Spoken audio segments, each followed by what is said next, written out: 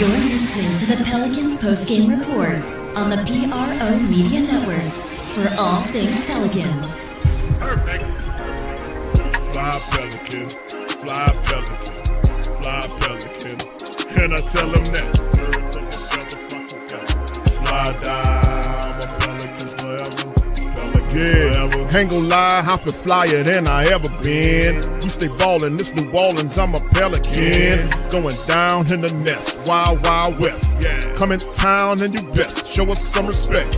3-point threat, I better make it rain. If it's something, don't jump stupid like your ankle sprain. Always said, never hate the player, hate the game. Jumping where the dame late, punch a train. Post game, big Q, talking about business. Bird gang, YouTube, they ain't flocking with us. Lock up the division mission, get into the finals. Finish competition, then it's going win the title. I know this flyer than you can get. Such a threat that the refs just might call a tag. You could double, you could press, but you can't check. Right, left, slide by you like a Eurostep. Fly Pelican, fly Pelican, fly Pelican. And I tell them that birds of a feather flock together. Fly down, I'm a Pelican forever. Pelican forever. And never, and never, and never, and never, and never, and never say birds of a feather flock together. Yeah, fly down, I'm a Pelican forever. Pelican forever. All right, shout out to the fam for all things Pelicans. You're now in tune with the Pelican post-game report. Shout out to you guys. I appreciate you for being in this live. Happy, I guess, holiday or your fourth, your celebration day, however you spend it with your time, family day, however you do it. Big ups to you. And man, listen, we up in the building. So salute to the fam. Appreciate all y'all for being this episode of PPR, man. We back in effect. Appreciate the fam for checking out the flash reports, man. We've been trying to keep up with these here Pelicans, man. And we finally in the building to do a stream. So much love to you guys. Appreciate you being in the stream. Do us a service, man, as you come in, hit the like button and the share button and let them know we up in the building. Shout out to Young City, 9th Ward. Shout out to your brother, Michael. Much love. So he says, I would make that move. Kessler is an elite rim protector and shot blocker at 21 years of age. Thank you, Michael. Shout out to you. And the Kessler thing, as DC pops in, rattling and shaking shit around. DC, welcome on into the show, sir. I was supposed to have you muted when I came in, man. DC, coming on in, shit falling all over the place. You know I be flying that hot. You know I be flying that hot, bro. I'm always late. DC coming, shit falling all over and shit falling all over the floor. I heard they open the door and hit go. Yeah, and all that shit happened. Everything fell out. Like, man. Oh, goddamn, the shit done started. Oh. I was doing my best Willie Green impression, Q. I hear you, brother. I hear you. It's the half-ass shit, you know? Shout out to this guy, yeah. I appreciate y'all for being in the live. What's up, family? What's happening with y'all, man? Young City, 9th Ward. Like, preaching, man. What's up, dog? That's right, Kai. DC Marley is in the building, man. We up in this. Shout out to you. What's up, Zandel? All right, AI or die. Halfa, what's up, fam? Appreciate you for being in the building as well. Salute to the flock and fam, man. We up in this thing. But listen, fam, we're going to cover some items of news today on. Man, why everybody looking at Joe like that, bro? What's going on in the thumbnail? Kaminga covering his mouth. That's what pointing at him and shit. Chris Paul looking confused because he can't go to LA. John Poole just don't look like he don't give a shit about nothing. Is that Malcolm Brogdon? That's Malcolm. Yeah, he just don't care about shit. Like this shit I ain't worrying about it anyway. Just give me a chill. That's the face he got. Right. All right, so anyway, fam, we up in this thing, man. Shout out to the fam across the several different platforms we are currently live streaming on, the Gram, LinkedIn, all the places. Shout out to the fam. Kick, Twitch, all of that, man. We in the building. Now listen, fam. This has been a busy time for our Pelicans, haven't it? Very busy time. We've seen over the last week or so, man, a lot of moves been making the waving of Elfrid Payton and Brandon Boston Jr. We also seen the waving of Antonio Reeves, a guy that we thought had a bright future with the Pelicans. Joe Dumars and Troy Weaver says, we'll see about changing it up. And they're moving people and or assets around and changing some role players here. In comes Jordan Poole. In comes Sadiq Bey in the trade that sent C.J. McCollum and Kelly Olynyk out to Washington. So some trade there. So a lot of changing and switching and moving and all kind of stuff going on in the Pel Nation, man. As you can see, we got some of the stuff on the screen. So the Pelicans did bring in Kayvon Looney as well from the Golden State Warriors on a 2-year deal for $16 million. He'll be a key piece in helping our young bigs get on code as well. So the Pelicans, man, are tuning up some stuff here, DC. And they also decided to do some other stuff in terms of bringing in the two-way players, bringing in guys that they potentially, could be a young asset for the team. We're talking about guys like Trey Alexander. We covered him in the Flash Report. We also talked about Hunter Dickinson, the 7'2" big with good offensive game. They bringing him here as well. We gotta give him a nickname, Q. I just don't. Say it again. We gotta give him a nickname, man. His name just don't sit right with me. Okay, we're gonna have to work on it. We got to work on it. HD. Just call him HD. All right. So anyway, we got all that going on with the Pels, man, and then of course, as you guys can see on screen, two last names, man. As you guys can see on screens right now, you can see the fact that the Pelicans' potential lineup here, starting five, with Jordan Poole there, and then of course you see Herb, Trey, Zion, and Eves, and then the reserves there's Jose Alvarado, DeJounte Murray is trying to work his way back from injury, Jordan Hawkins, Jeremiah Fears, the first-round draft pick. Of course, Antonio Reeves is no longer here. Sadiq Bey, Carlo Mekovic, Kayvon Looney, and Derek Queen. And the second-round pick, Mika Peavy, two-way player Lester Quinones. And we also talked about the two other two-way bigs that's involved in the team as well. So the Pelicans sitting, I want to say, just about $3 million over that apron there. And then we have to see what's going on with the next move they're planning on making, which is what the show is basically based on, is DC. Insiders are saying Pelicans hunt for veteran guard mid-help. So who's it going to be? We heard that they had interest at Russell Westbrook at one time. We heard that the Pelicans, even though Kuminga is not considered a guard, he's more of a wing than anything, a forward. But there is bantering about if Chris Paul, and for one more stint, I don't see that. Brogdon was thrown in there in Rumorville. And it's just a lot of stuff going on here to decide on how and who the Pelicans are looking at in terms of veteran guard help with DeJounte Murray down. So a lot of twists and turns in this saga with the Pelicans, man. So let's get your opinion in there. And you guys fill in the chat. Let me know what y'all think, and I'll spotlight you on the screen. Go ahead, DC. Outside of one player, I really don't care because it really don't matter. Malcolm Brogdon probably be, I guess, one that we know ain't gonna happen. But Chris Paul is really the one to answer. But he won't be here. He won't be somewhere in LA. But to have him to mentor Jonathan Fears, Jeremiah Fears, mixed up with Kuminga. To have him mentor him, man, I think would be everything. For him to get that tutelage under Chris Paul for a year. I wouldn't be crazy about Chris Paul in the starting lineup. I know that's what he wants, to be a starter. But there would be a lot of benefits to it. Can't lie. But who's out there, man? They don't really have Russ. I guess wouldn't be bad. But like, how he gonna be? Because Russ, I think he's like a spot starter to me. Like, I start him with some lineups. I'm not starting Russ all 82 games, bro. And Russ is. He like a rusty nail, bro. He dependable, reliable, and it's just always the same. You know what I'm saying? So he always gonna be ready. He don't never get hurt. So how is he gonna feel if I ask him to come off the bench? For a championship team like the Nuggets, he might be down for that. But we the Pelicans, Russ like, who the hell y'all think y'all is? I don't know about that, Q. You got what? Dame Lillard is out there. You want to let him rehab here, or you don't want to rehab here with our medical staff, so you scratch him off the list.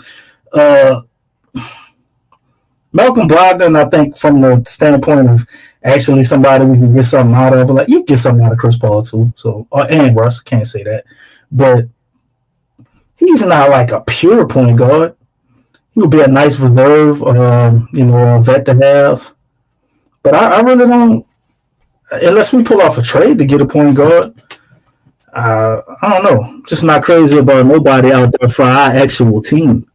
You know what I'm saying? Gary Payton the second, well, if that was his daddy we was talking about at that same age, then that might work. But he's a nice defender. You know what I'm saying? Corey Joseph ain't bad, I guess, but I really wouldn't want him to start. Alex Burke. They got some guys out there, you know what I'm saying? But Patty Mills, that'd probably be a real good one. I like to see Patty Mills. Keep Kyle away from us. Cameron Payne wouldn't be bad either, but I mean, you start getting to the point where it's like this ain't no different than Jose. Yeah. So DC, I don't know if, not to cut you off, bro. I don't know if Patty Mills, man, is that guy. You know what I mean? I don't know if he's the right guy for you. But I mean, he got a championship pedigree. Your mic sound a little weird too, man. It kind of switched over. But he got a championship pedigree, man. He come from the Spurs. He know how to win. I'm just looking at it from that. Just a good vet. If he did have to play, you know what Patty gonna give you, man. Patty light it up from downtown. You know what I'm saying? Ain't no hell of a defender, but offensively, I think he could still get buckets right now. You know what I'm saying? Corey Joseph is really solid though. He's been a solid point guard for years. But you start getting into this, it's like that's Jose. Like everybody, Corey and under, it's the same as having Jose, other than Patty Mills to me for the reasons I stated. Yeah, the point guard position, man, in terms with the Pelicans, if they're looking for a vet guard, or it had to fit the money, right? And then, of course, you do have some salary exemptions we could operate with, but it feels like the Pelicans freed a spot to make a trade. Like they're looking to add another piece they feel like can put them over the line or put them up there among some of the top guys in the Western Conference. That's what the move is being made out like what it is. And like if you look at the free agent guys, I'm like, okay, what are we looking at? But bro, shout out to Randolph, man. And Keeping It Real podcast asked a really good question about could the acquisition of veteran point guard mean a team could be looking to move on from Murray? Now, if you remember, Joe Dumars addressed that, and was it just a bunch of BS? He said that he talked to Murray and he said his opinion that they smoothed it out. So I mean, is that just political speech right there, a little cooling effect, so they can ultimately set up a situation once he gets help to kind of move him on up out of here? I mean, hey, come on, listen here, guys. We talked to DeJounte, and we ironed some things out. I mean, we're gonna look and move forward. I went down and I talked to the medical staff, and who the hell is that? That don't sound like Joe Dumas. We're gonna get everything together, and we're not gonna lose none of our goddamn trade leverage. That's really what I want to say, but I can't say that. That is not Joe Dumars. Well, you do him, goddammit. Just saying, bro. That don't sound like Joe Dumars. It sure don't. Go ahead, Lex. You take your best crack at it. Oh no! Come on, y'all, good critics. Go ahead and take a jab at it. Mars, he sounds like a respectable man, and he has himself together. He's not BS. He seems like he's trying to be straightforward, and we've seen that. You can't be honest about that. If I want to trade DeJounte, I can't come out and be like, hey, I'm gonna trade DeJounte. Like I'm gonna just mess up any leverage I got in the trade. Like you can't say that. Yeah, that's true. You gotta lie about that. It's the same thing with anybody here. It's the same thing with Zion or anybody else on the team. Right. But I really do think you got to understand. I kind of feel like Joe is approaching this like, look, I know what happened with the last VP. He didn't do too great because obviously that's why he's fired, right? So it's like, look, I'm coming into this situation.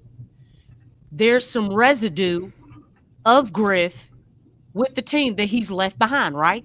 God damn, Griff a drug? Let's say he got some residue left of it. No, but That's you the terminology understand? they No, use, though. like as far as problems, You're right. look at what DeJounte Murray was talking about. And if everybody can put their feelings aside, this is what DeJounte went through. This is what he went through. So who are we to say, like, even though it is with the Pelicans, and because a lot of supporters have a strong connection with the organization, because that's what it means to be a Pelican supporter, right? People thought like, oh, he's coming at us. No, he actually separated the two. He separated the supporters. He said this, the supporters and the city from the organization. He basically broke that up into their own separate entities. And a lot of people, a lot of supporters took that personally. And it's like, no, let's go back and listen to what he said. He said, I have nothing against the fans. Okay, we say supporters, but he said the fans or the city. It was really the organization. So are we as supporters coupling what the organization is doing to these players when it's wrong? No. That has nothing to do with, because we talk about it all the time. We had problems with what Griff was doing, right? That's right. Yeah, and he was doing that on the behalf of the organization. Was he doing that on the behalf of the supporters? Because I don't feel like he was. Well, I'll tell you what, Lex. No, go ahead, sweetheart. No, I'm just saying, like, I feel like he broke that up as far as, hey, I have nothing. I love the city. I love the supporters. My problem was with the organization. This is a business. And when business is not, when these guys don't feel like, hey, man, I didn't get this. I didn't get that. I mean, who are we to say like, oh, man, get rid of him? Man, we know good and well this organization ain't 100. You know what I'm saying? Come on now. Look, they ain't even doing us right. You know what I'm saying? You make a lot of valid points, Lex, but the thing for me, where it all changed, and it's just like, whatever DeJounte said, I don't think it really matters. When I saw them draft Jemiah Fears number 7, It's over. DeJounte is on the clock. There's no way you going to keep DeJounte and have Jemiah Fears. Like, that dude. I mean, you still have to build for the future. But wait. I'm not done. Okay. He do need development, but he's 18, and you're looking at probably the second best ranked point guard in the first round. You take him with the 7th pick, man. You ain't paying development for too long type of money. Nah, right, yeah. So if you're not moving next year, they're moving him next year for sure. Like you can't keep $30 million tied up in the guy. And you just traded for a 7th-round pick, and then you got Jordan Poole too. Yeah. Along with Jose Alvarado, like who's a great backup point guard. To be honest, I like Jose as a backup point guard. I just think great contract too. I think a lot of the rotations we put him in with the bench units just wasn't the best, and don't always highlight what he does. And sometimes we rely on Jose too much, man. The way he can't really give you that spark that you get from him off the bench, because you got the man probably started 40 games last year or something, huh? 40, 50 games. He's supposed to be a backup. But with Fears coming here, DeJounte is good as gone. Like, regardless of what he said in the interview, I know he separated the city from the organization. I didn't take it, personally, what I heard him say. I was like, yeah, you're right. But I just looked at it like the organization ain't gonna look at it the same like how we looking at it. Well, most of those people are gone though. He was talking about what he went through before Joe even stepped into office, obviously, because he's only been this is his 2nd month. right? But you did hear what Joe said though, right? Before DeJounte went amongst the world and got on a Pivot podcast, which they got a lot of followers, right? Yeah. And he let that out the bag. Joe said, if we gonna take his words for what you heard, once he heard that, he reached out to DeJounte and asked him about the transfer. So this obviously was never a conversation between DeJounte and Joe before he heard it on the podcast. So that to me right there let me know everything I need to know. It would have been different if they talked about that and he's like, yeah, I knew, he was gonna go in there and express him, and he talked da. But Joe said he heard the interview and he reached out to DeJounte. DeJounte is good as gone. And every stop where he went, you listen to the fans, and it's always the same. They say DeJounte had an issue with something with the organization, and then he get traded. It happened with the Spurs, happened with Atlanta, now it's happening here. So DC, I like DeJounte though. That brings interesting point. I didn't see it with the Spurs. I mean, what happened with the Spurs? Hold on, Lex. Let me throw that out there to y'all, because that brings up a really good point about DeJounte Murray's, how he handled the situation. That's very interesting, because a lot of what he said, like we grabbed that interview and put the telling parts. I heard the whole thing, but the really telling parts we posted on the page here for people to check out. But man, he was not mincing words, and I was thinking in my head, that is a conversation that you have with the team. What to y'all perspective, why go that route? Why not go and talk to the team? Why go on the Pivot podcast with Matt Barnes? Is that? Oh no, I mean with what's your boy from Gretna, Ryan Clark? With Ryan Clark, and spew out all the stuff about the Pelicans. Why not go straight to Clutch Sports? Okay. Before the obvious answer, I was like, you want to mute the mic? That's what I was thinking, but I wanted y'all to hear what I was coming down with, Lex. Yeah, right. I mean, the thing is that it's a business, y'all. It's a business. I know we ask these questions all the time, but it is a business. Marketing. Nobody has seen DeJounte in a while, so I mean, we haven't been seeing them. We haven't, but I do understand what you're saying. There's other things that play into this. There's a whole lot more that plays into it, but I think from a business standpoint, that may be a factor. But I definitely get it. I'm just not. I just kind of feel like with Joe, he's kind of even keel. I don't think he's putting too much. I mean, obviously, look, he peeped CJ right away, and you know where he is, right? Right. Okay. Joe Dumars, he did say that he watched film. He watched a lot of film. He stated that, and that was able to give him everything that he needed. This is a guy who knows the game. And so, obviously, who was the first person he moved? Now, I didn't really agree with Kelly. I actually liked him. But remember what I said, as far as with trading, I know I'm going off the beaten path, but trading BI wasn't about that initial trade. It was about the trade after. This was a trade after. There you go, Lex. But you see what I'm saying? There you go, Lex. It wasn't about the initial trade. There you go. It was about what the trade after. You lost Bruce Brown and Kelly Olynyk. You got back, what's his name? Bay and Poole. Yeah, Poole. But you gave up CJ too. We pretty much got rid of all Griff shit. From Kelly, with Kelly being in there in that deal, you got back Poole and Sadiq Bey. I mean, you can pick and choose who we got back for Kelly. I mean, I don't know. I guess what you want to go with Sadiq.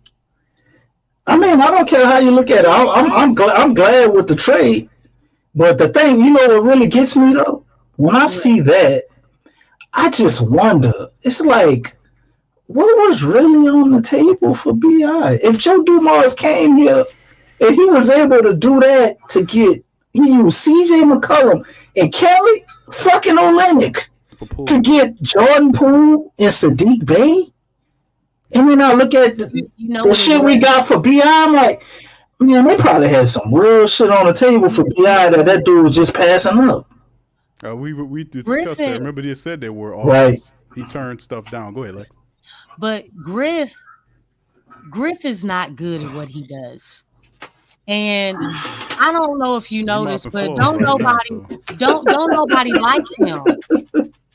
Don't nobody like him. Like he's not good at what he does. Like if you think about it, what do we really win when he traded?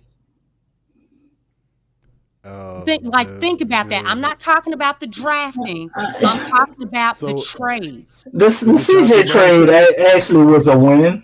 The DeJounte Murray trade? Man, I mean, so far that's a L. It's supposed to be a win. But hold on, DC. But that ain't just the case. That man getting rid of a lot of people that the octopus sprung in here. The octopus? The octopus? What you call it? The octopus? You know what the difference is, the octopus, Griffin. Didn't it, Lex? Right? This is true, right, Lex? He got rid of Boston. He got rid of Elfrid Payton. He got rid of Reeves. He getting rid of all these guys that the octopus picked. Yeah, and let me tell you something. Look, it was too nice for Joe. I know that a lot of supporters have a soft spot for these young guys. Reeves was not ready. Like, if you're talking about, because I see the vision in what Joe is trying to build. And it's nice to see that he does have vision in comparison to Griff. Because I don't feel like Griff had a vision. We talk about that all the time. Mm-hmm. What's the direction? What's the vision? Like down the road, what are we trying to build here? Well, one thing that Joe is talking about, he's talking about, man, we need toughness. We need toughness. We need guys that, that have some grit. Not only that, we need high IQ guys. And apparently CJ wasn't high IQ. I agree with him. He had a very attractive contract, to be honest with you. I think CJ I think he do got a high IQ. He's just no, he over dribbles. That's not high IQ. Well, he's a me guy when it comes to like. Yeah, that's not high IQ. I don't think it's that he don't know. I think his he a me guy as far as scoring. But that's still up to the coach, though. That's up to the coach. If you coach, I'm gonna put it like this, Lex. If you took CJ McCollum and you put him on the OKC Thunder team, the Indiana team, Boston, the Dallas team, any of these teams, you really think CJ gonna be out there losing them games? Because I'm gonna see it that way. Anytime you're around other high IQ guys. You know what I'm saying? What IQ guys we had? Hey, like, and you have a high IQ coach. That stuff makes a difference.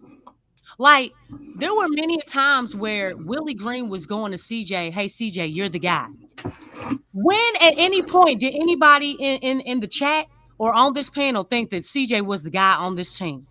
Nobody did. Exactly. But what's CJ supposed to do, though? Let's know I'm not the guy, coach. The head what are you supposed to do?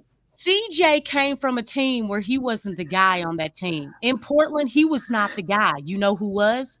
Come on, people. He wasn't the guy. Who was the guy? It was Dame. So now you bring him here, and all of a sudden, this dude is, more so on the other half of his career, the second half of his career, right? And you're going to him and you're telling him that he's the guy. Crazy. Definitely crazy. And really, it was between him and Brandon, basically. Think about this. That's what was going on this whole time, man. And yeah, I'm still concerned. I like what Joe is doing as far as building this team for the most part. I do disagree with a few things, but I'm a wait. I don't want to jump to conclusions because, hey, Doc Ock had how many seasons to butcher it? 5 years, I won't say he was. Wasn't it 5 years? 6? No, 6 years. It was 6. So, that was a long time. So he had time, right? 5 NBA seasons, 6 years. Joe has been up in here for like 2 months. And I've seen on social media people going in, man, what is he doing? It's like, dog, like he's coming into a new situation. He has to reconstruct things in the vision and the direction that he has and his team has. And so there's going to be things that you may not understand, and you have to sit back and just wait. Don't jump to conclusions because you didn't do that for Griff, right? That's a good word, Lex. Yeah, I mean, but I definitely jump to conclusions with Griffin Hills, right? Okay, well, so does he say Drew Holiday is a dark horse MVP candidate? I know it was over, Lex. I know it was over. That was concerning, but Zion is a supercharged Draymond Green. That was really the one that put the nail in the coffin for me. Doing too much when look, we dealt with 6 years of no aggression. Okay, no aggression, no toughness, no direction, no vision, right? 6 years. And so Joe comes in, he's been here for 2 months, and he is really trying to reconstruct, and he is really trying to be aggressive, and people complaining. I'm like, dog, he been here for 2 months. Y'all ain't gonna, I mean, has the season started? Let him know, legs. I mean, I'm just saying, like, hey, we don't know if you don't know if anything's going to work until you start seeing the product on the floor. And so to judge him on what he's doing, he's brought in some grit and some winners, right? Some champions. Can we agree with that? He's brought that in. Shooting, defense. Okay, he's brought in some grittier defense. Brought in Saddiq Bey, he's a defender, right? Mm-hmm. Okay, he's fixing up. He's trying to work out the kinks with the guards. Okay, now obviously, again, we may not agree with who he's waving and getting rid of, but the thing is, he's trying to change the culture. It's not just like you can't get into your feelings. Oh, I really like Reeves. I really like this dude. I really like Boston. Hey, man, maybe give the man a chance. You know what I'm saying? We talked about how we wanted change, aggression, toughness. We've talked about this. Yeah, no more punk ass Pels. That's right. Yeah, he ain't being no punk. I think. Oh, go ahead. I'm sorry. Oh no, I was just saying, hey, let's wait and see. Give Joe a chance. Like I said, I wasn't sure about the Jordan Poole, but you know what? I stopped myself and I was like, you know what? I'm gonna wait. Maybe there's something that let me see it all come together, because it's not all together, right? It hasn't. Not everything is together, but that's what they're doing. What you don't like about Jordan Poole, just out of curiosity? Because I actually see the vision on that, and along with Troy Weaver was over there all year with the Wizards, so I kind of think they know something, that most people don't know about Jordan Poole. And he had a big big bounce back year, especially towards the end of the year. The dude was putting up 38-point bombs. And I mean, unless you go to the stats, you really didn't see it because, I mean, he was with the Wizards. The Wizards weren't doing great. But he single-handedly beat the Denver Nuggets 2 times basically by itself, but having huge hands. I didn't watch the Wizards games. DC punch. I just didn't. So I'm gonna be honest about that. But I don't know. That's why I said I didn't jump to conclusions. He's not my favorite thing, but because to me, I feel like he's immature. He does stuff sometimes. He be in himself. To me, he's almost like a younger version of CJ. You know what I'm saying? But I mean, I don't know. Maybe he has matured. Maybe he has learned, because when he was with the Warriors, he was around a lot of talent. He was able to do a lot of things, and he looked really great because he was around a lot of talent. And the attention wasn't on him. The attention was on Steph. The attention was on Clay. The attention was on Draymond. And so if the defender is choosing between Jordan Poole and Steph, who you going to? Who you most concerned about? I think he's way better than CJ, to be honest. CJ ain't won no damn championship. No, I know that. I'm just saying, like, I don't think I don't think we've seen the best of Poole yet, to be honest with you. Okay. I mean, he on CJ level right now, and he's still gonna get better. That's what I'm saying. I still think it's a proper system. that he can potentially grow into something a lot grander than what we've seen. And like from the family members in the chat mentioned that Poole looked really good last year for Washington. He really kind of stepped his game. The first year was transition year. The second year with Washington, he really kind of stepped up. But then Washington is a basketball sewer of sorts. He went there and shined a bit, and despite all of the stuff that they got going on. But in the end, like I said, I think it's room for him to get even better. And I agree with you, Lex. I think the moves that Joe Dumars and Troy Weaver are doing is they definitely have toughness and IQ in mind. That's something they repetitively talk about. That's built in the DNA and they're of Joe supporting Dumars. it. Exactly. Yeah, that's two guys too. It's not That's just right, DC. talking about it, but it's putting the action behind it, and that's what I'm looking at. When we heard Griff talked about it. Well, he was talking about something. He was talking about organic, sustainable winning. You know what I'm saying? Substantially. The action was not there. I don't feel like Griff was trying to win. I don't feel like he was ever trying to win. Why you don't think that? I mean, really? He was Lex. He wasn't going to win. It was never going to happen. But he was trying to win. He wanted to win. Exactly. There you go. Yeah. So he's not trying to win. That ain't how you win. His way. Yeah, exactly. I get what you're saying. If you look at the meat of what he was trying to do, it's like, dog, you're not trying to win. Of trying to win your way and your way's not working, then you're not trying to win. You're bringing the whole situation down because he wanted absolute power. I mean, he had more of that dictator type approach to all of this. He wanted to, again, micromanage. He had his hand in everything like Big Q always talks about. So when you're looking at things like that, it's like, dude, you have to delegate. You can't have your hand in everything, especially if you're not an expert. You're not an expert in this department. No. You know what I'm saying? Like, that's why you delegate. You're overseeing things, but you have to delegate. Okay, look, I am not a medical professional. But you know what? You're great in that department. So I'm going to let you do that. And I'm going to trust you because I hired you to oversee this department. That's why you delegate. CEOs, that's why they have financial advisors and they have supervisors and administration and secretaries. They're not doing all that stuff. They delegate. They hire people in those positions. Okay, you know what? You are a great secretary. You can help me with my organization and things and meetings. They're not doing all that stuff themselves. They hire people to do that stuff. And they trust them.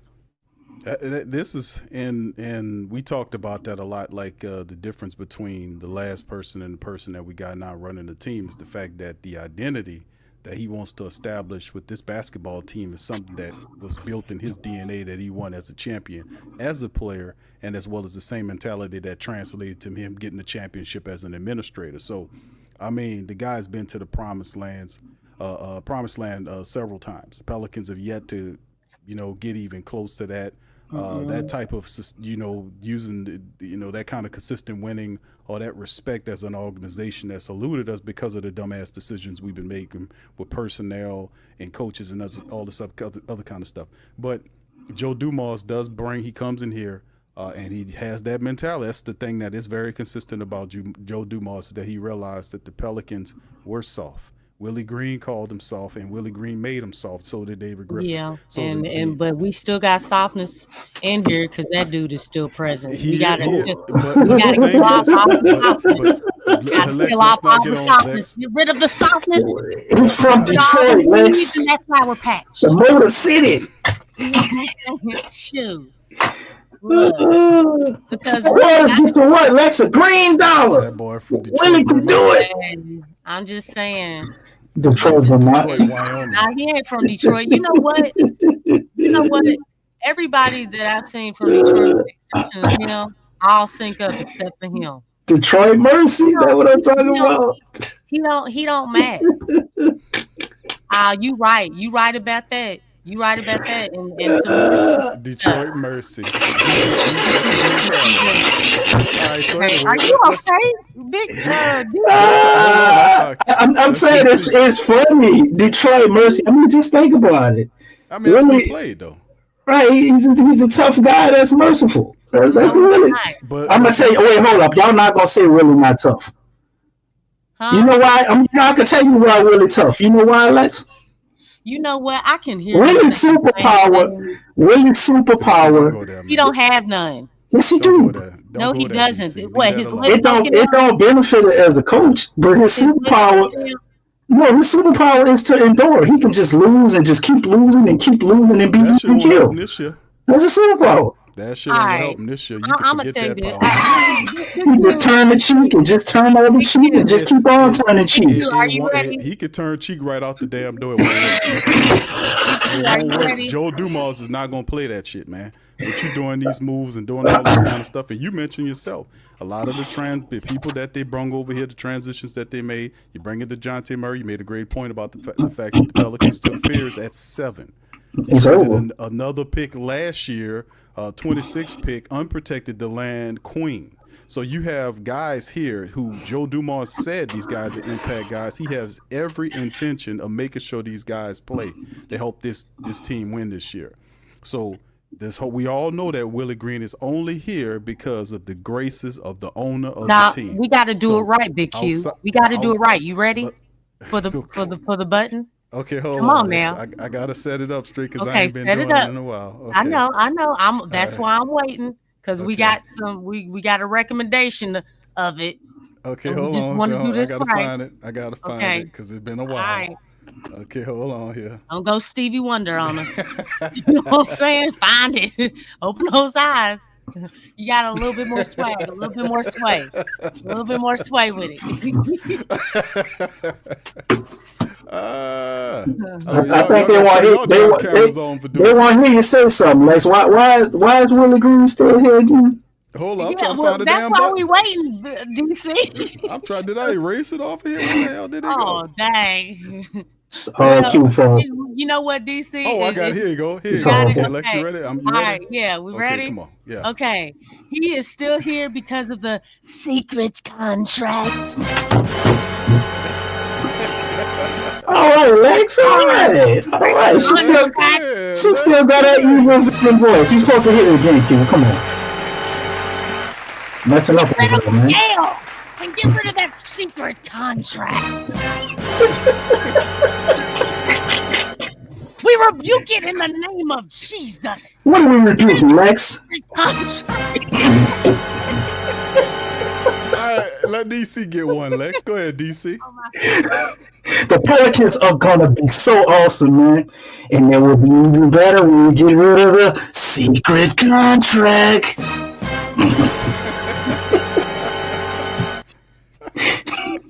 God damn!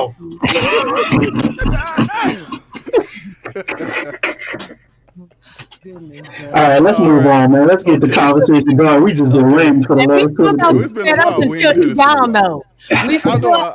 I'm rusty as hell. Y'all ain't gonna lie. I'm sorry. No, you did great. It was on cue. Oh, good. All right. Give us a round of applause. All right. Come on. You was on cue. All right, so listen. Black Preacher Man said Willie ain't making the past 20 games. We ought to have a better one, man. I mean, let's make this a reality, man. How many games really make it to? Let me put that as a question to the fans. We got to speak in absolutes as if we know he gonna get fired. It's just a matter of when. Look, before the first game. Damn, Lex. I mean, I don't think that can happen. They ain't even took Corey Brewer on the test drive yet, Lex. Playing with force. I got to coach the summer game team, bro. Playing with pace. You know, I'm not trying to hear that stuff. I'm not trying to hear it. Yeah, this is something that. What the hell was that? I'm asking this right now. I'm trying to. How do I phrase this question? How many games do Willie Green have? How do I phrase this poll question here? I say 25. And that's too many. But he got 25. Who do y'all think's gonna start? Because I thought this was interesting. Right there. That's Jordan No, Poole. that's who they said. I said y'all. That's who I think gonna start. I think it's gonna be Jordan Poole, Herb, Trey, Zion, Yves. The only thing I think that could change that is if we absolutely positively see. Wait a second. Was there a game on tonight? Yeah, they got the Utah and Philly team right now. See, I had just gotten home. But the only thing I think that could absolutely change that is just a monumental leap or just unexpected domination from Derek Queen. I think he could leapfrog some people and make it to the starting lineup, especially when we gave up for him. I'm not sure how good Jordan Fields plays. He would have to look like John Moran or something for them to consider starting him. But I don't know. I think that's the only thing that could change the starting lineups. In my opinion, I think it's already set. Yeah, Poole and Herb right now that because Murray ain't gonna he ain't gonna be ready until I don't think until 2026. He's not gonna see any meaningful minutes well until I think into 2026 early on. Getting Jordan Poole, he makes a good chunk of change, and having Herb there gives a scoring and defense counter to our backcourt. Obviously, Trey and Zion's there with Yves. We can even see a lineup with Queen eventually, but I think sooner or later they're going to mix and match. It's going to be interesting to see how he employs these guys because they got some punch with some of these guys. Now we haven't heard, and sooner or later we'll get kind of updates later on in the off season, right before the season come in, about what's going on with some of these players, like Sadiq Bey. We know he was out all last year. Is he ready to go? We seen footage. Herb and Trey ready to go. That'll really change the lineup. Right, Trey Murphy and Herb had issues and stuff. How are they good to go? And we'll get more of a crisper timeline in terms of some of our starters, man, to get in there and make things happen. But let me ask y'all this, and feel free, family in the chat, do us a service. Number one, hit the like button. If you're not a sub up to PPR. Hit the sub button, man. Let's talk Pels tonight. There's also a poll in the chat for the family members. I want y'all to kind of get in there and let me know what y'all think about it. Because how many games do Willie Green have to get fired? What we meaning is how long is the leash? Do you think it should be like negative 80, right? Negative 82, because he should have been fired already. Okay, well, yeah, I agree. So in terms, he should have got fired after the Thunder playoff series. He should have been fired. DC, there are 4 options. I want him. You got negative 82 on that? There's no negative 32 on that. You got to put negative 82 on that. It's 10, 15, 20, and 25. The next this coming season. Jaden, what's up, Jaden? Jaden say 1 game. So I mean, he's very short. They're gonna, but listen, Joe Dumars is gonna give Willie Green an opportunity to keep his job. You are a good one because I don't even want to see him for 1 game. I don't. So, I got enough games of that dude. All right. Okay. Let's move on. Get out of here. Well, shout out to the fam, man. Y'all hit the like button. Man. Jaden, we got Jaden in the building. Michael, brother Don, Knox Villain. Good to see y'all. Shout out to the faithful. We haven't seen you guys in a while.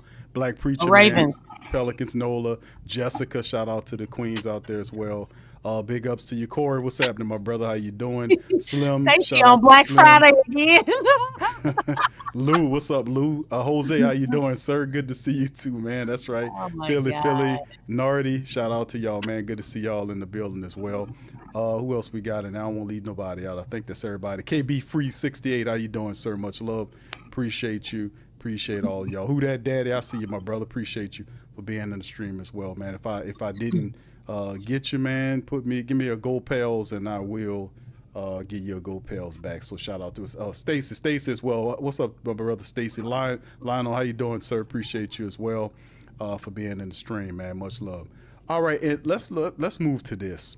Because we talked about the past, we talked about the current. I agree with you, Lex, on affording Joe Dumars an opportunity to get this straight. Now, a lot of changes happen. Except for one of the main things we talked about. We done beat that drum. But let's speak to the terms of toughness. based on the moves, and I know it's still early on, y'all in the chat, y'all feel free to chime in as well. Let us know. Based on the moves that the Pelicans have made, significant moves thus far, do you guys believe that the team currently constructed is what degree of toughness is it? Are we tougher than what we were? Are we? What do you guys think? How tough is this current edition of the Pelicans right now? If you had to giving it a number from 1 to 10. 1 to 10, I would say last year we were like a 2. So now I think moving forward we're more like a 6 to 7. They still. And that number can change during the season because the way things are going and the way that they handle issues with the new culture fit, like we got some tough rookies. So, whatever weakness we got in guys that are still here from the previous, games, I think looking at some of these young guys and how hard that they are, because when I look at Fears, I've been watching, he's got like a little docuseries and all type of stuff. He kind of filmed a lot of his whole career in high school and everything going to Oklahoma. And you can just tell, man, that dude been playing with groom and, he's always poised, calm, under control. And then you look at Queen, I mean, you can hear how he talk, man. And I'm going to tell you something. I've been out there in Baltimore when I was younger, and I played basketball out there in Baltimore. Man, Baltimore is a city full of hoopers, man. They get down. And when we was in, some of the gyms, I'm 24 out there playing. Man, they had 12 years in there cooking grown men. And they end up playing with grown men at 12. Like, this is normal in Baltimore. If some of them like that. They got some kids out there be special. And Derek Queen seemed like one of them guys, man. So when you get players like that and they come from tough cities and you looking at them and seeing the upbringing and they've been outside in the city, they was hoopers and that's all they did was hoop. But they was out there and you see it in their game. Like they don't have fear. They don't back down from anybody. And you got rookies coming in like that. So you add that with bringing in a Kevon Looney. And shout out to Jordan Poole, dog. No disrespect, but I can't add you to that conversation for other reasons. But Sadiq Bey, not sure how tough he is, but really leaning on Kevon Looney. Kevon Looney ain't no pushover. And he was a guy doing all the dirty work, for the Warriors. We always knew Herb had that toughness. To me, Zion has that toughness, but it's almost like he puts a lock on it. Like you kind of gotta make Zion mad. You know what I'm saying? Like make him play angry or unleash him or whatever you want to call it. Like when he gets out of his little regular game-to-game thing and he decides to turn it up a notch, man, there ain't a more physical player in the league. And I mean, physical every night. Don't cry, don't whine, don't complain. Shit, we still kind of getting ours out. Like, man, you gotta. Well, I want you to be a flopper, that people like, you gotta sell that shit a little bit, though. Yeah, just throw his damn head back more. That's all they gotta do. That's what get you to go. They the shit out of you, bro. Just throw your head back. So that's what they do. Right. So you looking at that, man? I'm thinking about the roster. I don't think I'm missing anybody. Yeeves don't come off to me as no pushover. He just he's smooth to basketball. You know what I'm saying? Dude come from Africa. What is it? What city does he come from in Africa, man? Isn't he Congolese, if I'm not mistaken? Congolese or the Congo? Let me know. Y'all let me know. Anyway, man, it ain't for the weak for some of them guys, man. They coming from over there. The conditions they didn't play under. So I think we got a lot of elements to be a very tough team. Then we got Joe Dumars leading the ship and Troy Weaver, and we're gonna see with his imprint, just the day-to-day stuff, putting that Cameroon. Right, yeah, there ain't no pushover, city, you know what I'm saying? Right. So you're gonna see what Joe Dumars adds or what little things he sprinkles in. I'm sure our practices may change a bit, or just some of the subtle stuff that we do that the president of basketball operations is going to put his imprint on. They didn't already win there and tore down all them happy-go-lucky ass phrase words. Right. We got one goal up there. They got all that weak ass shit up out of there. That's right. So we already seeing it. I give it a 6 to 7 because I think it's still a process in the making, and we still got to purge some of those demons of last year. I'm sure the players have to break some bad habits from what we had last year. And moving forward, I think it could be a lot better, depending on how they have the season. But, the other 3 points is definitely a knock for Willie Green.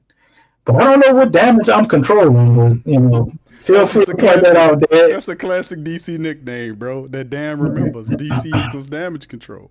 That's what we dress as, just classic throwback, dog. So that's all that is, bro. I wasn't looking for your explanation, but you asked me what damage. No, I was talking to Dan, but thank you anyway. Okay.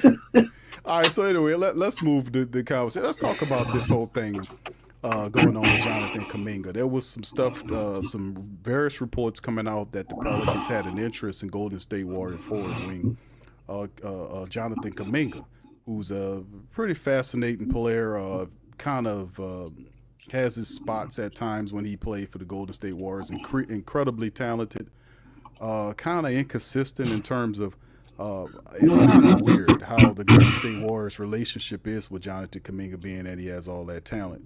But in the end, they can't seem to come to an arrangement with him. It's still a possibility that something's supposed to happen.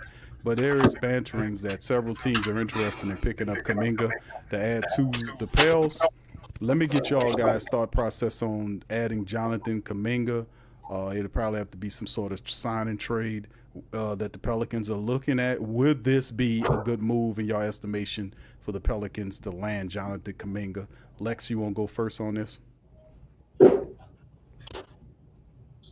Lex, what was the question? Is Jonathan Kuminga from Golden State is a good move for the Pelicans to trade for here? I don't know. I think it depends on who you're moving. Because knowing the Warriors, because one thing about Jonathan, he was not starting. Like he wasn't a starter. And I know that the Warriors are probably going to want a starter back for him, which does not make sense to me because he wasn't starting. You know what I'm saying? He was kind of like Trey Murphy. Like if somebody was injured, he would step in, but because for whatever reason, whatever was going on, they would pull him out and kind of like, just he wasn't getting the reps. He was on the bench a lot. So I'm not sure, like, as far as like, are you talking about giving up a starter to get him or someone or some picks? And because I think that's where my problem is like, who are you because I feel like the Warriors are trying to get a starter for him. And it's like, nah, dog, nah. The way that y'all were treating him, because I don't know the whole situation. I'm not going to act like I do. But it's like, hey, man, no. This dude was coming off the bench. He was coming off the bench. He was a bench player. So you can have somebody off the bench, but not a starter. No.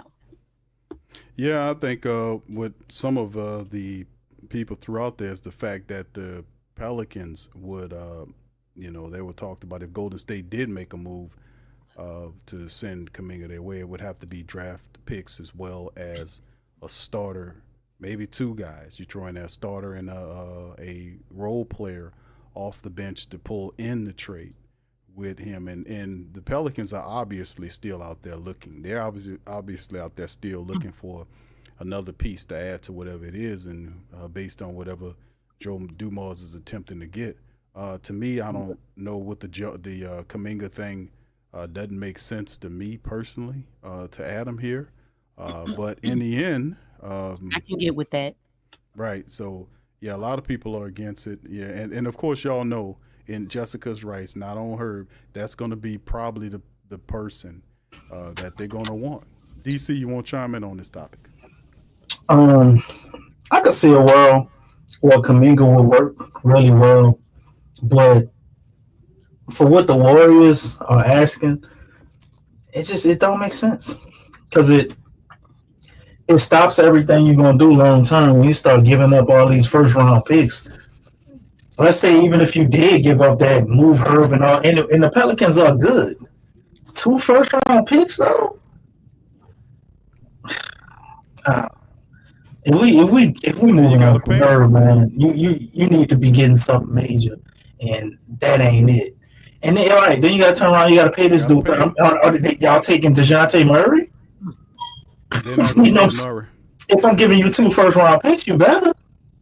They're not gonna do that. Well, it ain't a chance in hell. Maybe if I don't think it was healthy, DC, this might be something that would make sense. To get. It would be very good for the Warriors. Like DeJounte would be a perfect player for them. Somebody who could be a little more on ball. They kind of need that right now.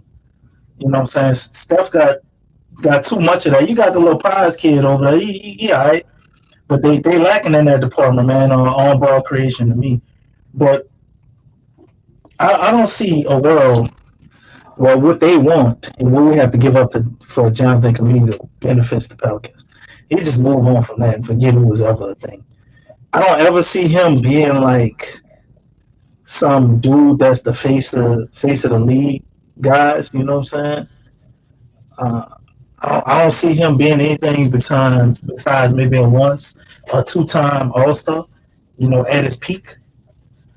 And that ain't worth $30 million for us, to me. And you're not like, if his game was what it was and he was like some type of 3-point savant and, you give us some defense and all-around player, it makes sense. But for what he is, it's not that he's not a good player. It's just, it ain't worth it for us at all. It ain't even close. We shouldn't even consider it. And the more I listen to it, I wonder if we ever were considering it. And it has me second guessing, a lot of things I hear about the Pels, because right now, man, we got a PR black eye. Like, people just throw our name around and shit just to get stuff rolling. So that might have never been true. More. Go ahead, Lex, what you said? I was saying that it would have been nice to have gotten Cam Whitmore. That would have been nice. Yeah. I like his motor. Big Q kicking himself because he's going to be supporting the Wizards now. Yeah, that's funny. This officially became the Washington Wizards post-game report. Is that what's going on, DC? Cam Whitmore is your guy, bro. I like Cam. That's what I was saying. I know you had a Rocket shirt on last year and your Pelican shirt. Nah, not really, brother. I don't bleed them colors, brother. But we seen the trade. 2 second-round picks the Washington Wizards sent to land Cam Whitmore. That was a trade that happened today, y'all. So Cam is with the Wizards along with CJ and Kelly and all these other people. I thought Cam Whitmore is a hell of a player, but 2 second round. Uh-oh. What happened to you? I don't know. Some crap going on in this crazy software. Don't pray for it. So switching my mic back and forth. I don't know why it's doing that, but it's switching me between my camera mic and my actual. Uh-oh. We still can't hear you.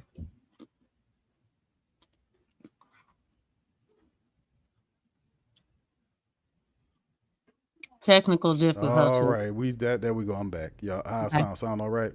Yeah. Okay, good. All right. So anyway, what I'm saying that they're 2 second-round draft picks, and it took for the Washington Wizards to get Cam Whitmore from the Houston Rockets. So he's now with them as a good young piece to build with the rest of the young players like Alex Sarr and Bub Carrington and these guys and Kashawn George and Bilal Coulibaly. So, I mean, you have a few people that they got over there, just need coaching to get them together.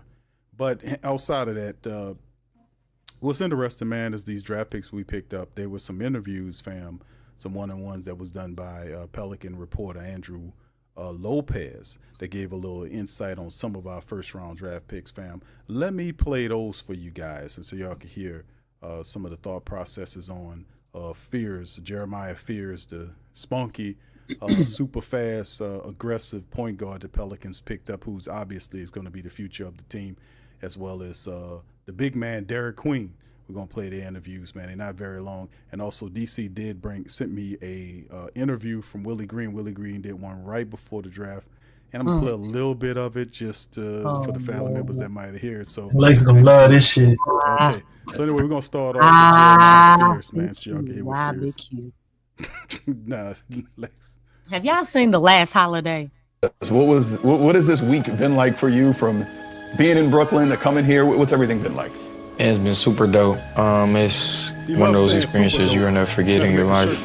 Just being able to go through the whole process.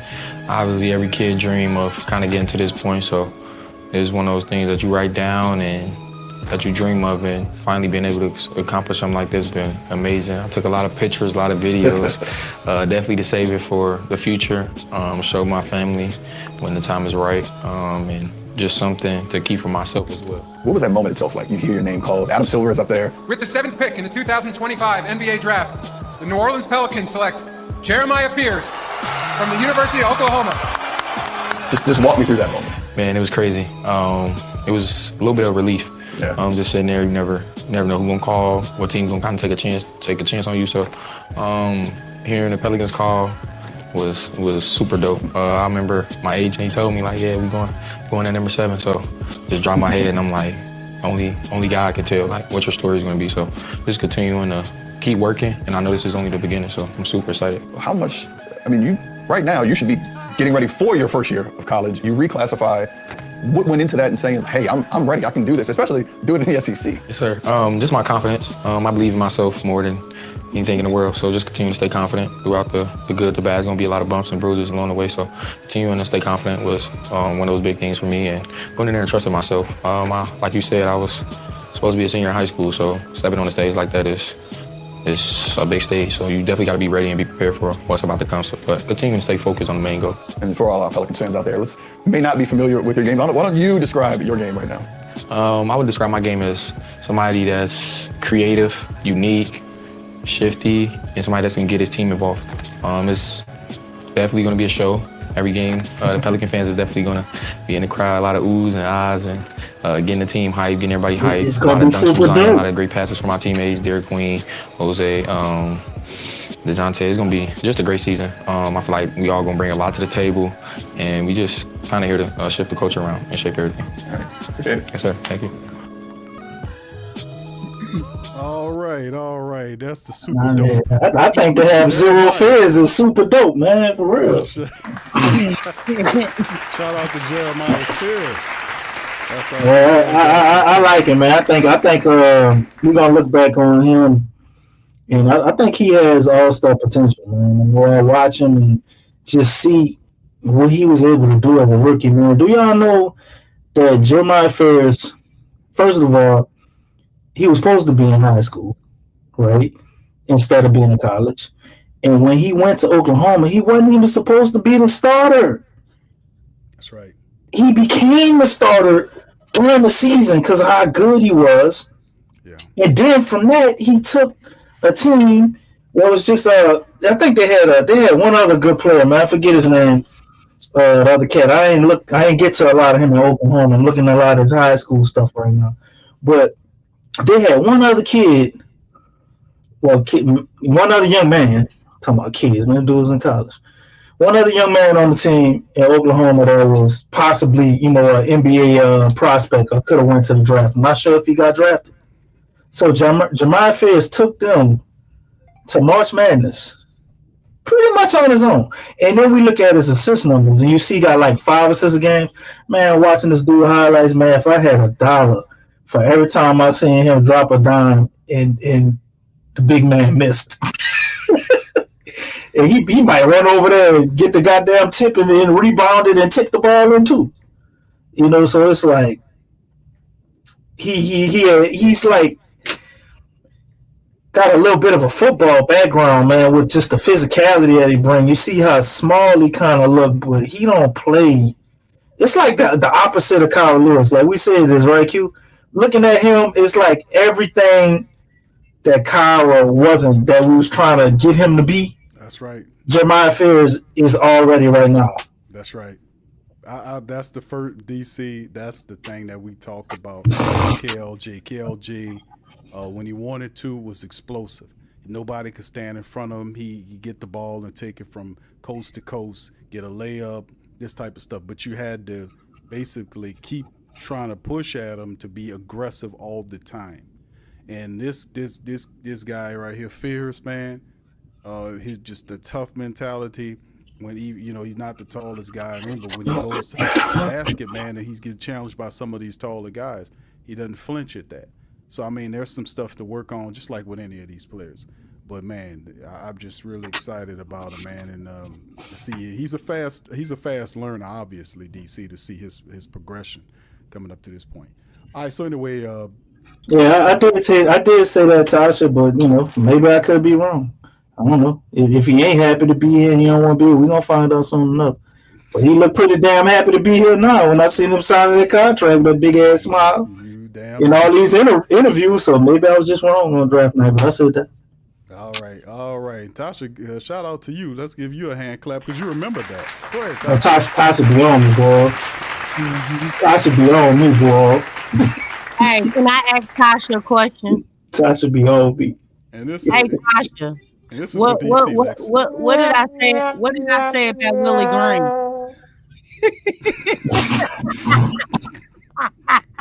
What did I say about him? just that's for you, DC, humor for me. messing up. What you say? I said that's for you for messing up.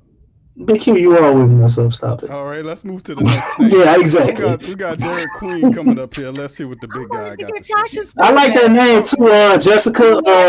Willie. Look at Jessica's name for Peavy. Big Easy Peavy. Big Easy Peavy. I like that, Jessica. That's funny. Jessica might be on or something, man. Oh man. Yeah, she said that the name too hard not to be tough. All right, yeah, that's pretty good right there. Yeah, you might have to go ahead on. Yeah, I forgot about Peavy, man. Peavy do come off pretty tough too. When they asked him about the team, the first dude he mentioned? Just take a guess, Q. Exactly. He mentioned Herb Jones. Man, he trying to get next to Herb and figure out what the hell he doing up his game like that. Smart dude, that's how he gonna get on the court playing defense. He must have studied Willie. Yeah. That's what Powerful Coach shout out, bro. Says hardest jersey in the league. New Orleans on the front, 0 fears on the back. How about that? That's what I'm talking about. And Joe Dumars is gonna have to go down and check Willie Green to make sure he ain't giving Peavy more minutes than Fears, bro. Dude, Willie on the boy, he better get it right. All right, here go Derek Queen, y'all. A good busy week. Still soaking it all in, and now it's just starting to feel real. At first it didn't feel real, but enjoying it all at the same time. What was the first, it's starting to feel real moment? So when you put the jersey on out there a little while ago? No, probably when I woke up probably when I was flying here, actually. Yeah. I was like, wow, I'm really in the NBA now. What, just the work to get here and the season that you had, and kind of walk me through. You come in with a bunch of guys from Maryland, you're able to kind of to go where you wanted to go. Not as far as you maybe wanted to go in the NCAA tournament, but from there to this, how hard was that to kind of process to be like, we're making it here? It was hard. And also, it was kind of boring because because you're just getting ready for workouts and combines, just working on your game, not really playing against nobody because you don't want to risk no injury. So you're not playing, but you just doing what you've been doing all your life, shooting, dribbling, defense, working on your game. But after combine, once you started getting into workouts and you hooping against each other, now that's when the fun start. So it was a mixture of both because everybody want to get here, be in a position you want to get in. So you just got to push yourself every day and remember it's always somebody working when you're sleeping or getting food or something. Right. Let's go back to draft night, the trade. There was some talks of where you were going to go. And I know you've said it before, I think Duffy comes over and tells you what's happening. Just walk me through the moment when you found out that you were going to be a Pelican. Yeah, I think this was late 11th, right before they called 11th or early 12th when they told me that. And then I started getting messages on my phone, and so I guess everybody started posting it already and stuff. So it was, so it was good. It was amazing that I found out because I enjoyed my visit here. Love the people here, and I was like, this somewhere, and it's a great opportunity for me. So, and I was like, this is a spot I want to come to. For the Pelicans fans out there who are not familiar with the game, I know they've done some research, they've looked at some highlights, they've looked at some film a little bit, but why don't you describe your game for the Pelicans fans? I'm a great ball knower. Like I feel like I know the game really well. Once I adapt to the NBA speed and how people move and understand people, like I feel like I'm be great in this league. I'm definitely here to help the Pelicans win because I feel like I adapt already. I'm family already, so I want to do something good for New Orleans, and like I said, I'm just excited. All right, appreciate it. All right, Pelicans, man. Derek Queen. Derek Queen. Shout out to the big man. The man with no filter. No filter. Love it. That ball got a little Jameis Winston in his personality a little bit. Man, I don't know about Jameis. But I'm just saying, bro. Y'all getting that too? I ain't getting Jameis. DC Spike rum punch. I ain't getting Jameis. I get he sound like he for his speaking, he got to work on his speaking a little bit. Okay, he ain't talking about that, bro. He a straight shooter, man. That's what I get. He ain't got no filter. If we ask him a question, he gonna have to get some PR training, man. The homie gonna speak his mind. He gonna say it how it is. He don't come off scary to me at all. Like, Jamai got zero fears, and I believe that when I look at him, he don't come off scary to me either. But Derek Queen just talking like he's just uber confident, man. Uber confident. He already pretty much in his mind, he think he gonna be an all-star. Like, you could just see it. His oozing confidence to me. That's what I see. Yeah, he looked like he could be a little bit of a kind of a bully. I don't know. You said Jameis? I don't know, man. He seemed a lot more meaner than Jameis to me. He's like one of them dudes, man. He would be does something, and you looking at him, you like, him? Yeah, him. He's like, him? Nah, he ain't do it. Yeah. He gonna be out there on the court putting buckets on somebody, dog. They ain't gonna see it coming, Q. That's what I see. I can't wait for the summer league game, but I think somebody gonna be chopped liver, dog. Derek Queen, he don't come off to me like somebody who played with this for as basketball, man. He looked like he take it serious. That's what I hear. Yeah. That's what I'm getting from him. And when I watch him on tape, Q, you remember I told you who I said I wanted us to pick with the 7th pick. You remember? You wanted Queen. I wanted Queen, dog. You wanted Queen. Yeah, you was talking to Big at first. You was talking about Malowak from Duke. Yeah, I was talking about Malowak, and I kind of shifted to Queen. Thought about it. Right. I saw Malowak over in Africa taking them threes, man. That's like shit. He could play defense like that. Then I looked deeper in the Queen, man, and figured out he's not that bad at defense like people be saying. Well, he not gonna be able to guard, Jokic, or he ain't gonna be like defensive stopper against no center. And I mean, I don't think we gonna expect him to do that. But you know what he can do, Q? Yeah. He can switch. He can do the switch on, Q. Yeah. Willie Green is gonna fall in love when he see how good Derek Queen can do the switch on. He's better than EC. Offensive game, great. That's why I was just talking about the defense. I know, but that's the great thing about the fact that the guy got offense and he got some defensive acumen too. You see the lineup about him and Zion Williamson, man.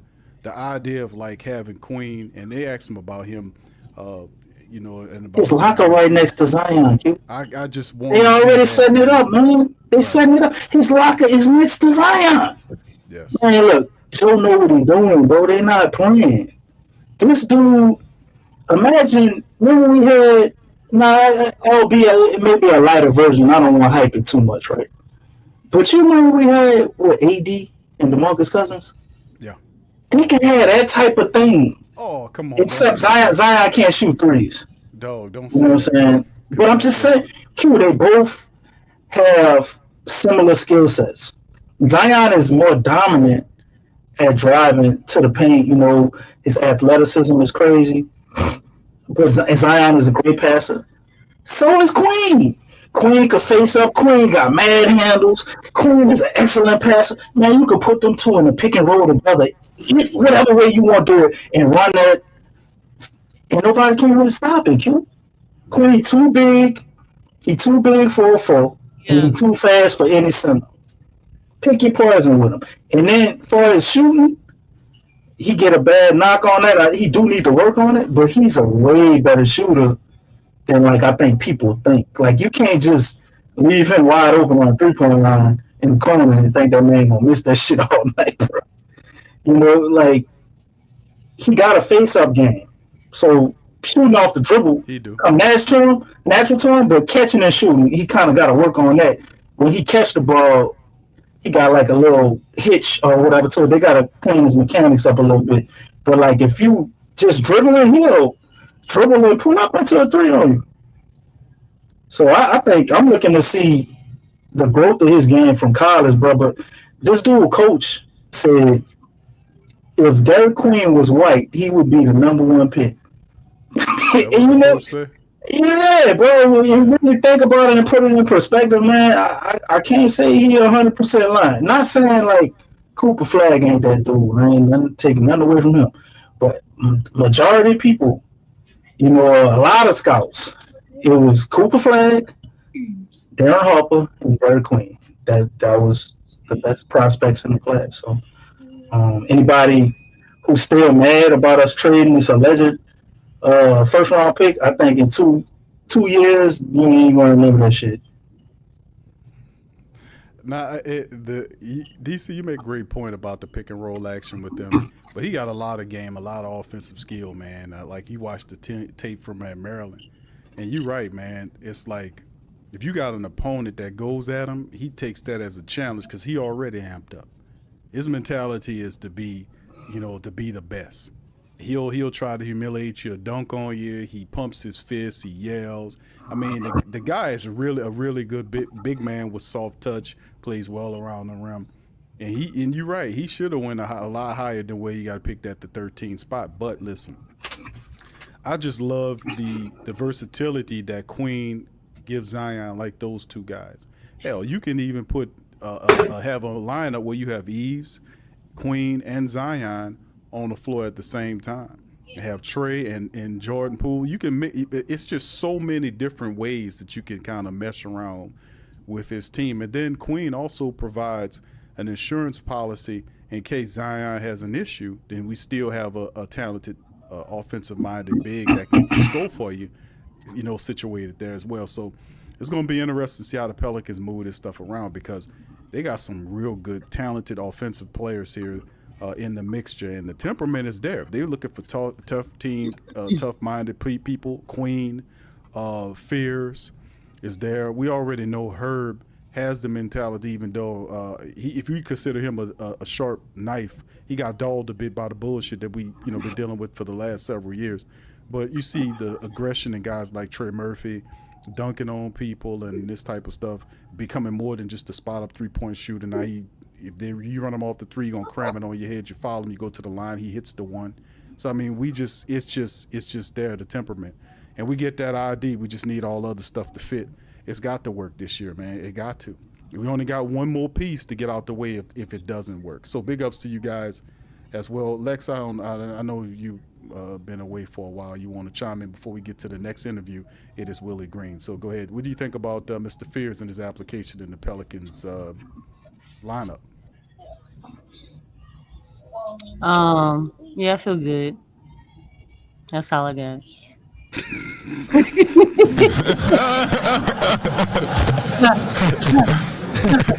Man, Lex, I had too much passion. What? Lex is I just feel good. We'll move on to the next subject. Right, no, my bad. Lex, I gotta play this one for you. Lex, this is for you, Lex. I feel super Super dope. dope. Lex, Super after you dope. said that, Lex, Yep, I this feel is super dope. Lex. This is what I got after you said. You don't got to do all that. Hey, I came back and said I feel super dope. My bad. Okay, super dope. Okay, now we back on it now. Okay, all right. So, all right. Here go with. Do we have to play this next one? I mean, we can continue to talk about Derek Queen. Oh, I'm sorry. Oh, so that's what it is. That's what's wrong with Lex. She knew Willie was coming next. Oh, all right, I get it. No, I'm just saying. That's not super dope. This is not super dope. What's coming up, cute? Look, it's super. Cocaine. It's super repetitive. It's super the same shit for the last 4 years. Super trash. He ain't lying. Let's Jessica, Derek Queen is not slow-footed. I don't know who said that. They ain't been watching. Yeah, excellent footwork, and he can do fingerballs on the program to an extent. Nice. To an extent. Stein's diet is he's gonna be all right there, Tasha. Don't worry about it. He's gonna be able to. He's gonna cram it and dunk all over the San Antonio Spurs. Okay, we're gonna do that. All right. So anyway, let's get to Willie Green and what he has to say. We know Willie's gonna drop some real serious game, don't we family? Let's hear it. You know what? Q, why are you hyping that shit up what? like In this that? case, they need to drop that secret contract. You don't know that you can even attain to get to that level. It was really about the focus. Back then, was, can I be the best high school player? Can I be the best player in my district, in my region? Can I be the best player in the city? And so forth and so on. Slow it down. Q, why would you talk so fast? You give yourself an opportunity and you give yourself a chance. But NBA was far away from what I thought I could be at the time. But I knew I was getting better as a basketball player. Make that happen. That's what I was trying to city, do. and so forth and so on. And then, eventually, once you get to college, you give yourself an opportunity and you give yourself a chance. But NBA was far away from what I thought I could be at the time. But I knew I was getting better as a basketball player. You were kind of a legend in Detroit. And then Joe Dumars was also there at the same time. Who said he was a legend? How crazy is this NBA life that all of a sudden, like, y'all's worlds collide again, where he was playing for the Pistons and winning titles, and you were playing there in high school and in college? I mean, Joe he's a bigger legend than I am. That boy said he a legend. But that Bad Boys team that he played on, it was truly the heartbeat of the city. They were very similar to the people in Detroit. Hard-nosed, they were tough, they were professional, they like to have a good time. And that was the city of Detroit. And so I grew up watching that team. I grew up watching Joe and Isaiah, Vinnie Johnson, and Rick Mahorn and all those guys. And I met Joe for the first time in high school. He had a place called the Joe Dumars Fieldhouse in Detroit, Michigan, where all the high school camps were, and you could go play kind of like a rec ball. And I had a chance to meet Joe. That was the first time I met him. We had a quick discussion. And then, over the years, I had more interactions with Joe, and it's really cool to see how the life circle works, and now have an opportunity to partner with him here in New Orleans. When you heard that there was a chance that Joe was going to be hired, I mean, were you like, oh my goodness, I mean, worlds colliding? What was your input there with the ownership when you heard that there was a chance that Joe, a person you've known for a long period of time, that was going to come to New Orleans? I was excited, extremely excited. Joe, he's a winner, and he's won at a high level everywhere he's gone. And so, I'm really excited to learn what he does from a leadership perspective, how he's going to put his stamp on our team, how we can partnership, because we all want the same thing. We want to put a team on the floor that represents this community, represents this city. We want to win at a high level, and I'm excited for the future here in New Orleans. Joe did some local interviews with media, including Madeline Adams, who works with me. He was talking about how Zion is the face of the franchise. What conversations have you and Joe had about getting Zion back on track? Because when the Pelicans drafted him, we had high hopes for Zion, and he's hit some mountaintops sometimes, but also he's hit some valleys. Yeah. What's that conversation like with Joe to kind of get one of your face of your franchise, one of the people that everybody recognizes, get him back to where he could be an NBA possible All-Star? Well, it's just getting back to the basics. It's taken pride and ownership in his ability to be on the floor and lead his teammates, which he's shown he can do at a high level. It's consistently working on the health component of health and conditioning is going to be important, and we all know when Zion's on the floor, he's one of the best players in the NBA, and so our goal is to get him on the floor, get him healthy, and then continue to work on just being simple. If we can do the simple better than everybody else, we got a chance to be good, and so getting healthy for our team will be important. But he spearheads that, and we want to see the best version of Z on the floor. When we do, Willie Green been trying to do simple for 4 years, bro. Last season, I know you probably haven't seen you talk about injury with Zion. I know you haven't seen an injury run like you had last season. And I know how much you love basketball. Talking about doing the How little tough is it some things since mornings you to was a get up rookie when it got coach. into like March and April and you're out of the playoffs and your roster doesn't look the same as it did in training camp? How do you, on your own mind, get yourself mentally ready every day to go out there when everything seems against you on the floor and off the floor with injuries? Number one, prayer. Waking up every day and trying to have a routine that works. And sometimes you're thrown into some challenges that you can't control. But what we could control is our preparation. How we go about our business every day, how we get on the floor and teach, watch film, how we practice, the habits that we create for one another. And that was the focus. Can we be a team that's prepared and go out and try to attack each and every game? And I felt like our guys did the best they could and our staff did. And so, sometimes you're thrown into some challenges. And those challenges will prepare you for what's next. And last season was definitely challenging for our whole group. But it makes you stronger. It makes you tougher. It allows you to have an understanding of what you can get through. And then you just try to be better, for the next opportunity. Training camp, late September, early October. Do you foresee any, I know we had a lot of injuries that you dealt with. Do you think everybody will be ready to roll for training camp? Or is there some guys that might not be ready when we get ready to see y'all go to Australia and everything in early October? Well, as far as we can see that, most of our guys will be ready for training camp. There could be some room in that space where, guys may be, a few weeks here and there, but we expect everybody to be ready. I know it's June, but in your own head, or sometimes you thinking about plays, or do you have like a whiteboard at home? Really told that Zion was going to be ready. He missed the whole year. Or CJ or her or Trey. Or you write up plays like tomorrow morning, you wake up, does something pop in your head? How does that most work? definitely. Most definitely. I'm doing that all summer long. I'm thinking of new plays, new ideas, new concepts.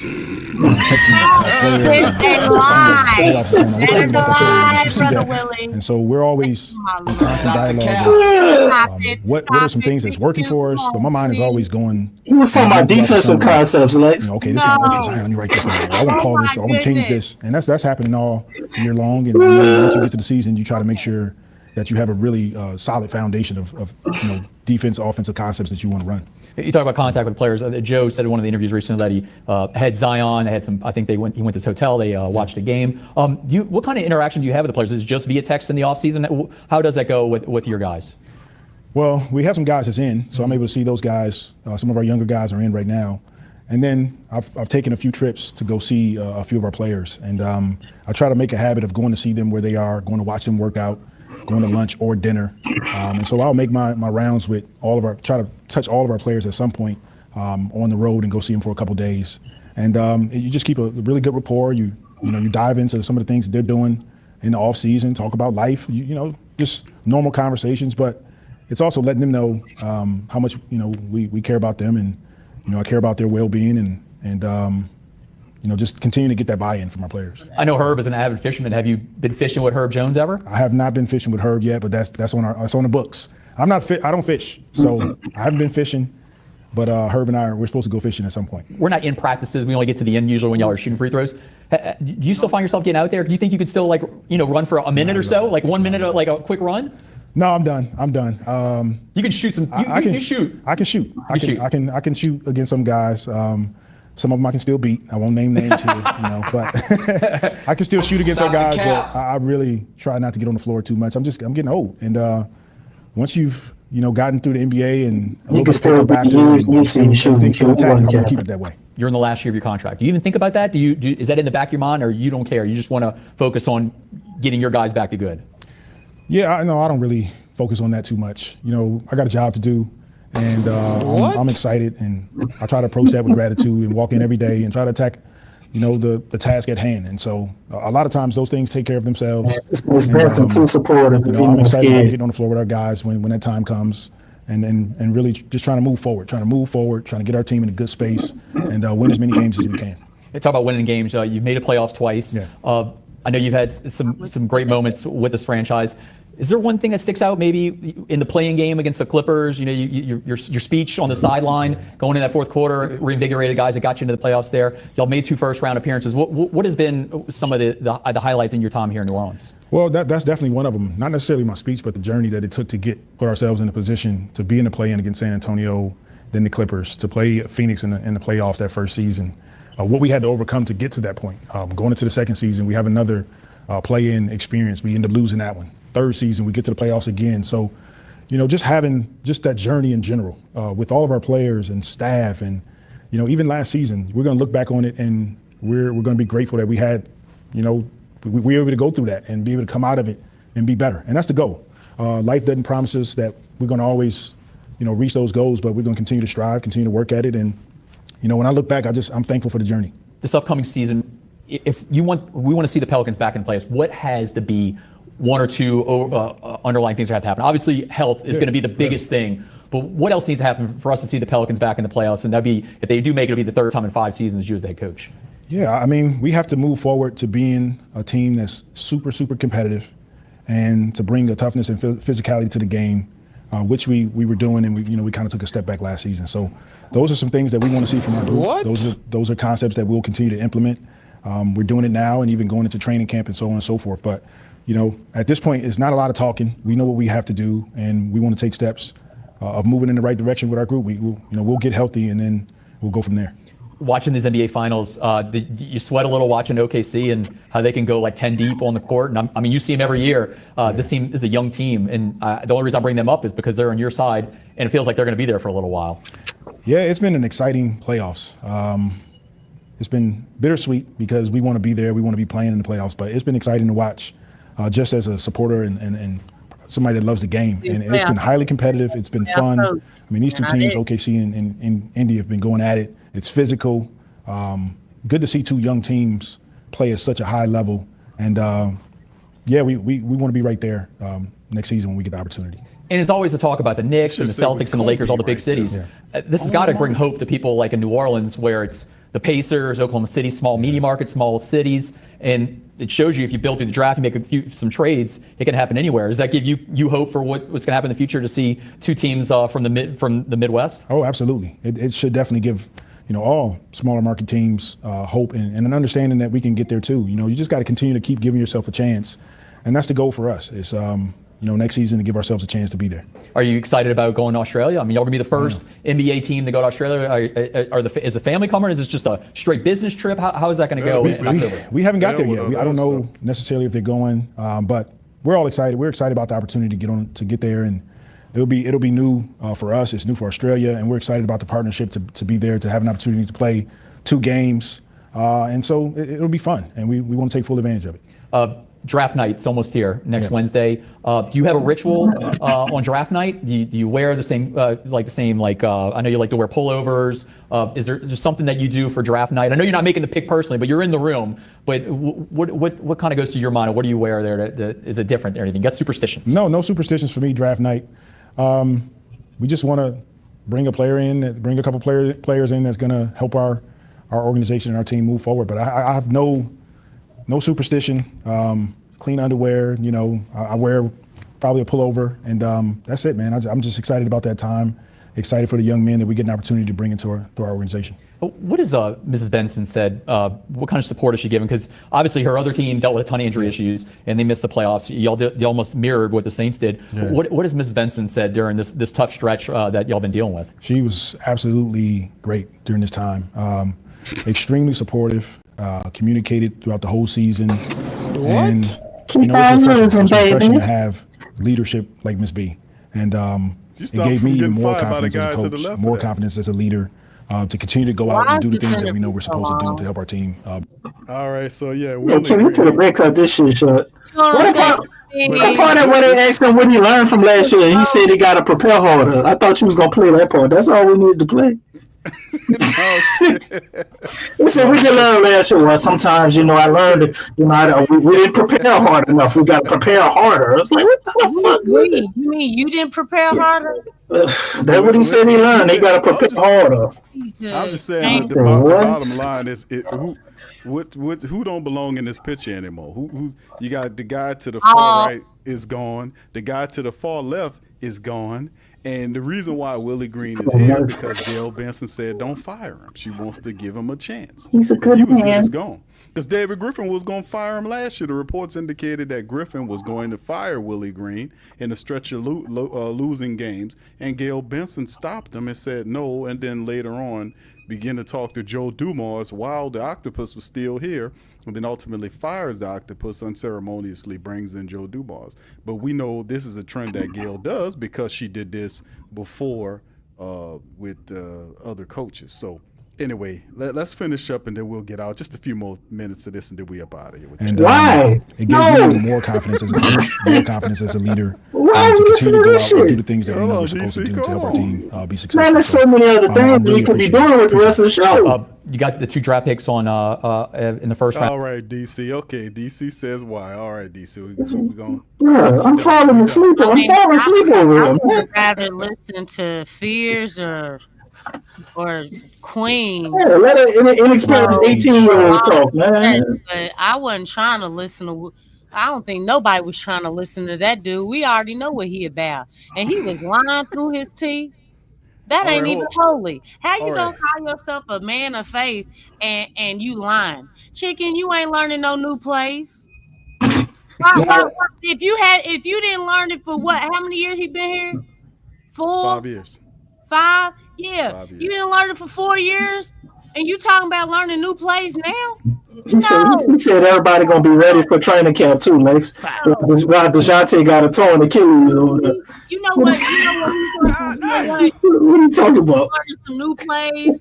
We're gonna put it in his hands and put the ball in a little bit in his hands. And put the ball in his hands and we're just gonna see what we're gonna get. No, chicken. You can't just bank on talent alone. That is horrible coaching if you're just banking on talent. Like I woke up in the middle of the night and I thought of a dribble handoff to Zion play. Let me call him. Gracious. I do not like, man. If I see that play, if I see that stupid handoff, oh my Lord. If I see that stupid handoff. How about this? Zion, we gonna fake a dribble handoff to you, then run you off a screen and then give me the dribble handoff, huh? Oh my gosh. Yeah, that's exactly what he's talking about, DC. That is not a play, Willie. Willie took one of his previous plays and he added a wrinkle to it and he called that a new scheme. Oh my gosh. Like dogs. Like all these they actually have offensive playbooks that you can get offline.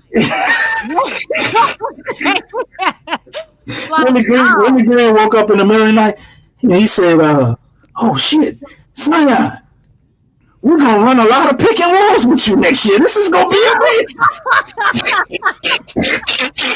Oh my gosh, where have you been? It's going to be an offensive revolution. Oh my goodness. They're never going to see it coming. Watch. Freak nasty. I hope you have clean underwear on, Jessica. Yeah, he mentioned that. That guy weird, man. Oh but anyway, my God. This I had to play it, and shout out to Garland Gillian, that's one of our local reporters covering the Pelicans for one of the local news stations. He gave us that interview, just a little piece to kind of add to it. Because as unpleasant as it is to some of the Pelican faithful, Willie Green is still the head coach of the New Orleans Pelicans. So hearing Woody saying in possibility, could it be something new that happens? Me personally, I will refer to the faithful. They got a poll going on right now. If we go to the poll that was already set up. Oh, shoot. Well, let me put my vote in. Oh, I just got it. Another great idea from Willie Green. Hey, I got it. I woke up in the middle of the night. We called John Morgan. We're going to run more flat screens with you, John Morgan. What do you think? It's going to be awesome. Indeed, bro. So, because this offensive schemes, you dreaming of offensive schemes, really? I can't play like it. That was crazy, man. Like, yeah, Anyway, Oh, The poll right now, if the family members listen, man, y'all do us a service at the I want some BI players with Brandon Boston. and the share, and the share button. Crazy? And please refer to the poll. We got a poll in the chat, fam. Answer the poll. The poll is how many games do Willie Green? This kind of actually. You didn't have before game one. Big Lex, two. No, I mean, I didn't see that. I didn't see that. No, they're not. He's not going to fire him after one game because you got to remember that the reason why he's still here is what if they lose by 50? Yeah, no, it's not. I mean, they if all the players really lock in and they just lose by 50, like 1 or 2 games in a row, that ain't enough to get him fired. I don't fire think him during the game. We need to give some ideas to our players, man, so we can. It's not going to happen in one game. He could lose by 100 points. I don't think they're going to fire him. You wouldn't fire him if you lost by 100 points? It's not going to happen. Right. That's not, Are we promote? Well, I ain't even gonna answer. Well, the poll says, and that's what I'm saying, Lex, and y'all can feel free to voice your opinion in the poll. The poll is how many games do Willie Green have to get fired? Now, what I'm saying, I'm not saying that he, so what I'm asking the family is how long is the leash? And you guys, humble estimation, the faithful, how long is the leash that Joe Dumars I'm not trying to wait for in terms of games on Willie Green? What is Joe Dumars' leash on Willie Green in terms of losses that accrue before he pulls the hammer and lets Willie Green go in favor of Borrego? Is it 10, 15, 20, or 25 is the 4 options? Is feasible, but I mean, the top winner of the poll currently, Lex, is 10 games. Yeah, that's 36% of the family members say that. And I think, damn. But what's so after 10 games, y'all think Joe gonna go in there and say, Miss Benson, I can't take no more of this shit. We got to get him out of here. Yeah, after 10 games. I mean, what would be feasible would be 20 games. But I think for supporters, we ain't trying to wait 20 games. I don't want to see that dude for 20 games. I really don't. And I think that's why everybody's saying 10, but what's actually feasible is 20. That's probably more feasible than anything. What does the record have to be in those 20 games to get Willie Green fired? Because it's a nice handful of games. I mean, that's what, like I think double-digit margin of the season, right? I say double-digit margin. Anything if it's Lex, if it's like 5 and 15 or that type of thing. I think it's got to be like double-digit margin before they say, and the team can't be responsible. So they got to go on 0 and 10 on to get him out of there? I'm saying it got to be double digits for them to make up. Because listen, this is the thing. In Willie Green this is going to be an incredibly difficult year because the administration is only forced to deal with him because of the ownership. That's number one. Number two is the team gave up on Willie Green last year. When he called them soft, they gave up on Willie Green. What is his stratagem is go to have dinner. He talked about it in the things like, how does Willie Green get his team back? So soft calling you soft. Where the softness? But I'm saying in the piece, Willie Green talked about that. He kind of said, you talking to the stop lying. He ain't say shit. I'm saying he said Willie Green said a whole bunch of nothing. He said he's having dinner with the players. Didn't he not say that? To get rid of softness. On FaceTime? No, he said he was going to the houses. He said he was going to their houses. Well, I'm saying, I'm just letting y'all know what Willie Green was going to their houses and eating with their parents. Them niggas was leaving. Dude, all I'm saying is what the man call said. That dude Charmin. We have Doc and Charmin. I'm just letting y'all know that how because that's two things he has to overcome. The fact that he's only here because of the blessings of a blind owner. That's number one. Number two is the fact that he lost his team last year. So how does he get the team back? Well, I mean, half of that's already gone. Most of the team is already gone. Most of these guys are here are guys that wasn't here last year. So you got guys that Trey and you still got Trey and Zion, obviously. And Zion, they got to deal with them, and Jose. Most of them guys was hurt last year, though. You got Zion had some issues. He was still annoying. I hear you. Still charming. I'm saying, is that a part of the strategy? So, me personally, it's going to be a difficult time for Willie Green, and it appears like Willie Green, from a philosophy standpoint, hell, he's not even. I think he should be fired just on this. If what he actually said, you thinking that he's saying is correct, him going to the players and seeing what they. I never hear that. I always hear with good coaches. You know what I hear? It's not about Coach called me over to his house. You know what you always hear? I went over to Coach's house. I never hear about the coach going to all the players' house. He has to do that because the reality is he's trying to get them to buy into whatever he's talking about. You're not going to buy in. You look even weaker. It's not going to stop him from trying to buy into Charmin. All I'm saying is what he's doing. Look, if the team is Charmin, the leader of Charmin has to go. You know what I'm saying? Charmin ain't going nowhere unless the owner says it's time. She needs to go. She's Charmin too. She ain't going nowhere right now, Lex. Golly, we want to get rid of all of them. I really think we should give Willie a chance. He's a nice man. That's it. Man, that's it. He's a nice man. Self and go do your interior designing. Is a nice man. That's her. And your charity work with them daggone. She did the same thing. The whole thing with Elvin Gentry. I think he can change. Elvin Gentry's a nice man. We gotta keep. What they be telling her like that? Man. Because she did. She didn't give Stein Fischer. She didn't say Stein Fischer was a nice man and give him a chance. She couldn't stand his breath. Mr. Alatos is in the But anyway, listen, all I'm saying is this, man. I don't know whether it's not about me whether I agree with Willie Green or not about what he was talking about on that interview. Obviously, in a few months we'll know what's going on. He only so long, like Pac said, fake thugs can pretend, right? So we'll know eventually what's going on. Me personally, I've seen enough of Willie Green to know that one of his most damning commentaries that I make about him is that the fact that he doesn't adjust well. I mean, he's a terrible adjuster. He has a terrible feel for the game, and he has not. And he's whatever he does is not consistent. So how does he get around all that with the pressure on him for people who ain't picking him? If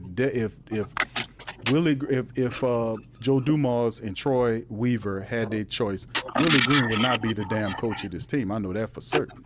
He wouldn't. That's why they have to overcome that. Stacey said that he gives him till Black Friday. Good call, Stacey. That's a good time. I think that's very reasonable. That's what he said last season. I mean, it's realistic, you know. Black Friday, that'll put him around about 25 games or so, 20 something. That's what I'm saying, man. That's a good call. In the chat, a lot of people want him out of here. 34% of the people said 10 games, but it's a tie between 25 and 20 with 23%. And 15, the option 15 has 20%. So the greater deal is most of the family members that are voting saying they want him out of here fast. The only way he gets out of here is 0-10, starting the season off, and it's just they losing badly. The team is not responding. They're getting blown out by double digits every night. The team looks sorry. People are frustrated. And they'll pull the plug on them in certain situations. Yeah, 10 games, 0-10, and you're looking really bad, they'll pull the plug on you. And no doubt about it, because they got to salvage the season. They got a good coach potentially, and that is the assistant coach. That's why the Pelicans don't want to let him go nowhere. He was trying to get interviewed. So he's still here? He's still here. They turned down. I think the Cavaliers wanted him. Mike Brown wanted him. No, not the Cavs. The Knicks. Mike Brown wanted him to be his top assistant. He turned down. And what was the other team? DC I forgot. Y'all put it in the chat because another team, the Pelicans, turned down the opportunity for him to be another assistant because they really. I don't remember that. I just remember the Knicks. I don't remember it was another team. Y'all put it in last year? The Suns. Was it the Suns? No, not last year. This year was two. I'm gonna look it up. Goddamn it! I feel bad for James Williams, man. Look it up. Man, trapped here because they all want to fight Willie Green. But it's really funny how he's only good enough to be a top assistant, but nobody wants to hire him as a coach. Do you all think of anything like that? Because I know we've talked about Borrego obviously taking over for Willie, but I'm looking around. How many head coaching jobs has he interviewed for? At least 3 or 4. I remember it was the Lakers. You had Cleveland, the Knicks, and Detroit. Did he do Detroit? Yeah, him and I think Collins too, our defensive coordinator, interviewed for Detroit. The head coaching job too. Langdon over there. I really think it's interesting how, again, he's just been looked at as, hey, top assistant, but nobody's really looking at him as far as being a head coach. Well, I said this on the Flash Report, Lex. I can tell you what happened. Okay. He going now, and he be interviewing really, really well, right? And when during the interview, he started to get happy. He was like, "Oh shit, I'm actually gonna get away from the Pelicans." And then he started doing dumb shit because he like real desperate to get off our team, and the people start getting scared. He started talking fast and sweating and shit. You're like, oh man, I don't know about James Borrego. I mean, what else could it be? You keep getting all these interviews, everybody talk about his great offensive mind. Could it be somebody else just interviewing better? I mean, I think he's in the interview. All I'm saying is, why is it that he's only desperate to be a top assistant, but no one's hiring him as a head coach? Whatever you want, they about to give him regular money and sign him. I do whatever you want. I take $1 million a year. But we hear talking about him taking over. I'm not saying that that's a bad thing. I feel like Borrego, what he got out of this team was a whole lot more than what Willie got.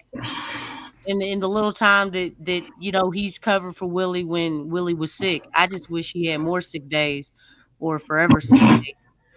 I mean, it's got to be a knock on his resume. Real talk, though. She wanted to die. It's got to be a knock on his resume, bro. What's going on with the Pelicans and how the team look. And then it's like, okay, you're this great assistant. Like, what assistant coach do you know becomes a head coach after 21 and 60 season? You know what I'm saying? Well, hey, but you know what? That's a good point too. Remember when I was saying, like, nobody looks good right now. Right. When they were going through the whole season. And I even mentioned to you, Big Q, I'm like, look, Borrego, he doesn't look good. Swing Cash doesn't look good. And we always gave them high praise. But it's like you had to start thinking, man, like, this is really bad right now. The team does not look good. The product on the floor does not look good. Nobody is looking good right now. Like, what are you all doing in the office? And so when you start thinking about that, yeah, I can definitely see that, DC. Like, nah, we want to win. You know what I'm saying? Like, because you talk about Borrego being an offensive mind, right? He's an offensive guru. Where do we see the offensive guru at? Where do we see that with the Pelicans? I don't care. These are professionals on the floor, right? At what time, at any time, did we see that offensive prowess? That game against Dallas? No, that was 2 years ago. That's the best I got. I know that game, Big Q. That was not last season. That was 2 seasons ago. I know, but Lex, that game was so. He was the head coach. Yeah. He was coaching that game. You see what I'm saying? Like, Jason Kidd said, yeah, we came in here when I saw Borrego was coaching. I was like, oh shit, he's a great coach. He's better than that. Everybody remembers that. Because Willie don't have a lot of sick days, and it's like I don't understand why you're not getting sick. That's why Willie to get COVID. His prayers have been answered. Why are you not sick? His prayers have been answered. Look, the Pelicans are trying to win. When are you gonna get sick again? You know But that was the crazy part about that, Lex, because they played Dallas. They played Yeah, Dallas they played with them Willie Green back-to-back. there, and Dallas mopped them up. Then they played Dallas again. I don't think it was a back-to-back. It was like split days in between, and then the Pelicans looked totally different. I mean, they were running up and down the floor. They were aggressive, and then when Willie Green came back, all that died. They still kept the same pace and played with the same pace, but slowly over time it dissipated. Take that out of here. No, they didn't. They played with two pace.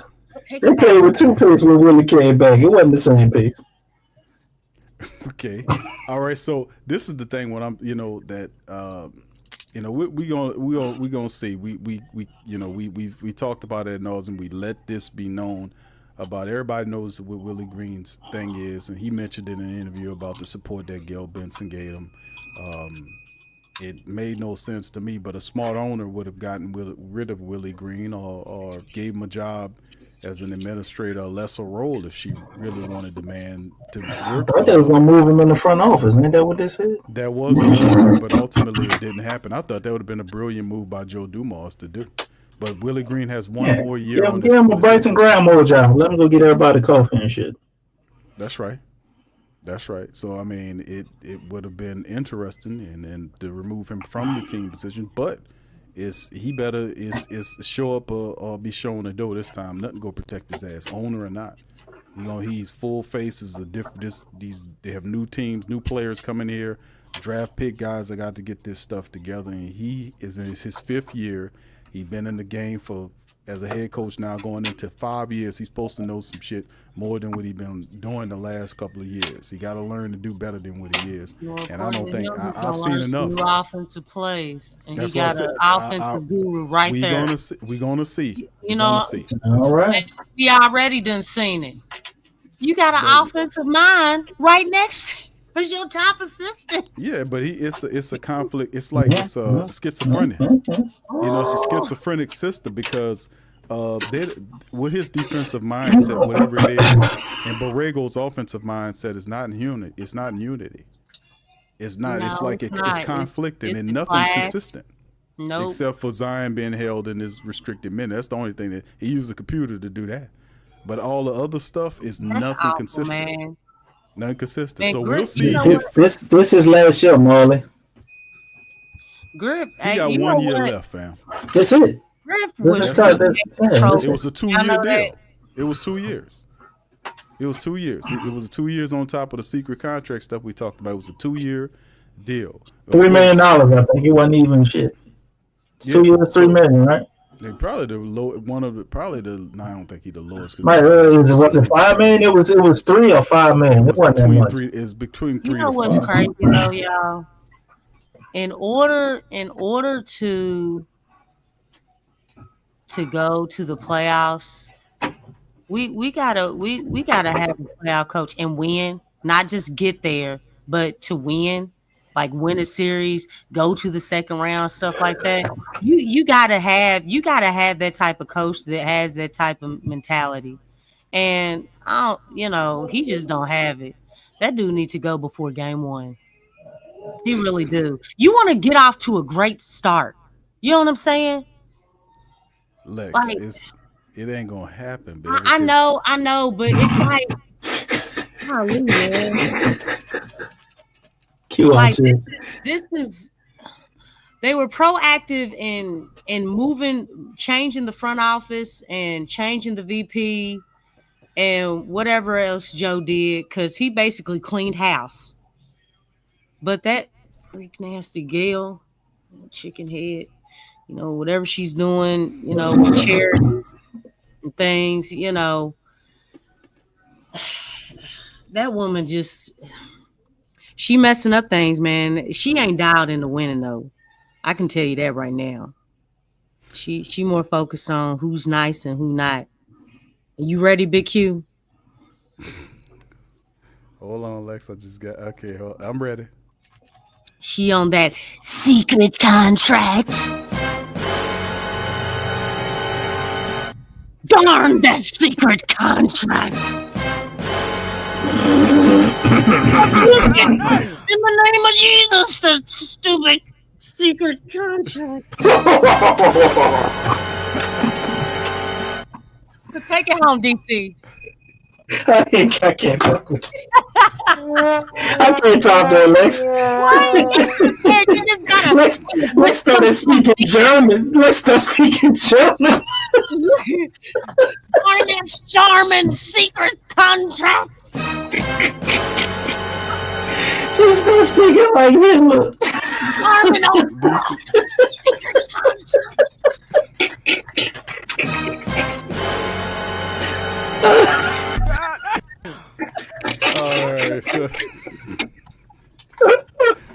Let me do this. Shout out to y'all, man. Y'all hit the like button, hit the subscribe button, man. Pel Nation in the building.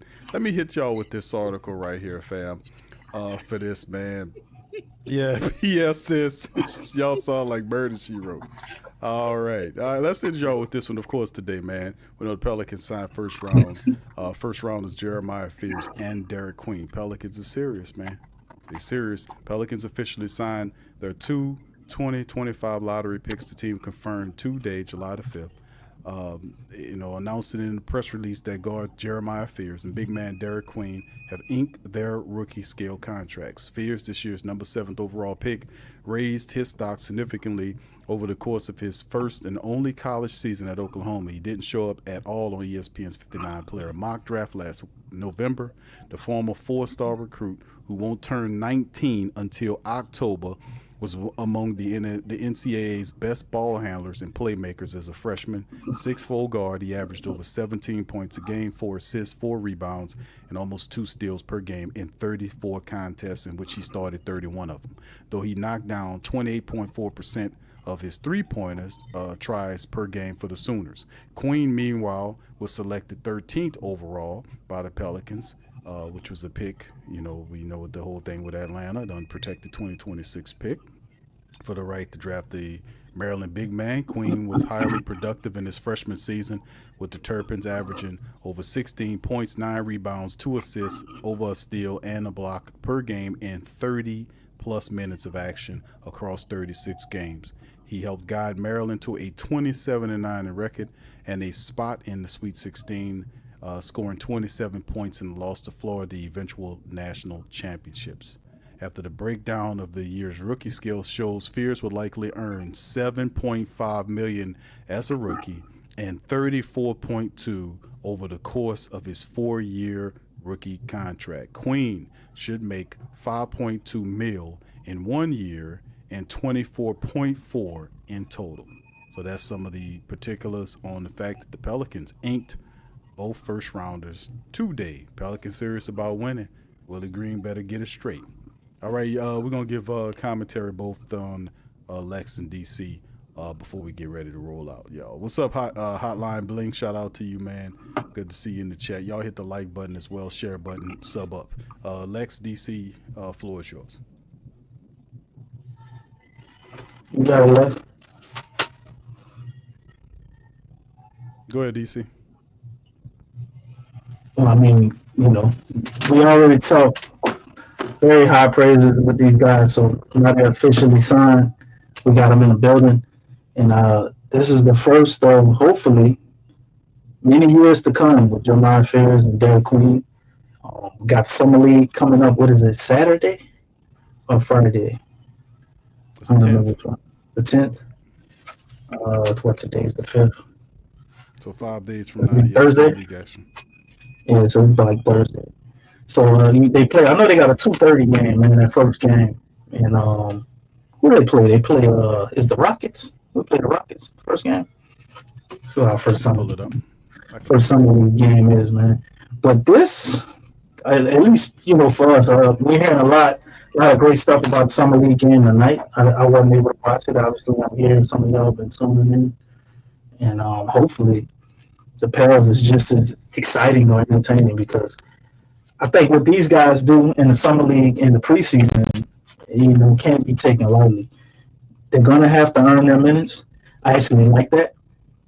But for an idiot of a coach that you heard us expound upon for maybe the last 50 minutes or so, they're really gonna have to do some things that jump off the page to force Willie to basically solidify their minutes. And, not have Joe come. Well, you know what? Maybe they should have a regular summer league. Because if they're not getting minutes, then Joe Dumars gonna come down there and be getting their Willie Green ass. Maybe that'll be the first step of him getting out of here. Which I'll be willing to sacrifice them not looking so good in the summer league for Willie Green getting fired. Anyway, guess that'll be like one of the Marvel alternative universe things. Outside of that, you gotta hope these guys do really well in the summer league, man, because Willie Green he has no vision. He don't have no plan. But if you got these young men, they go out here, Timberwolves, that's right. So, damn, I don't know why I thought we played the Rockets. I guess that might be game 5. I thought I saw a poster with KD or whatever for the summer league. Whatever. But, first game T-Wolves on Thursday. But if they go out there, they handle their business, man. This is the first step in them being able to get on the court for real meaningful games. And I think we're gonna be excited about what we see. We got a lot of good players, on the summer league team with the roster. Didn't we sign a new guy today or yesterday? They signed somebody else, man. They signed a small forward, man. We know we got Trey when we got rid of Reeves, but they also signed a 6'6" forward. I wasn't familiar with him from somewhere though. Talking about for the summer league? Yeah, for the summer league team. Yeah, we covered that on the flash reports. Let me see if I can pull up the summer league. Oh, you already covered him. All right. But yeah, man, I don't think you got too many players in the summer league better than Fears and Queen, and they both on the same team. I don't think they're gonna have an extremely large summer league roster, DC. I think some of them guys, they won't really get minutes for them. They might add another person there, who knows, but they did add a few people. Let me see if I can pull up unofficial. We got the little Syracuse point guard. You got Trey too, the rookie the year in the G League, gonna be on that team. We got HD from Kansas, 5-year starter, double guy. Got Carlo coming back to the team. Who else am I missing that's on the summer league team, Big Q? PV. I think we got a really, really solid. We basically got a top-notch summer league team. So they're gonna be much worse. They're gonna definitely go into the large rounds for the summer got league. a guy. It's a forward named Titan Anderson from Northern Iowa. Senior, 6'6", 205. He averaged over 15 points a game.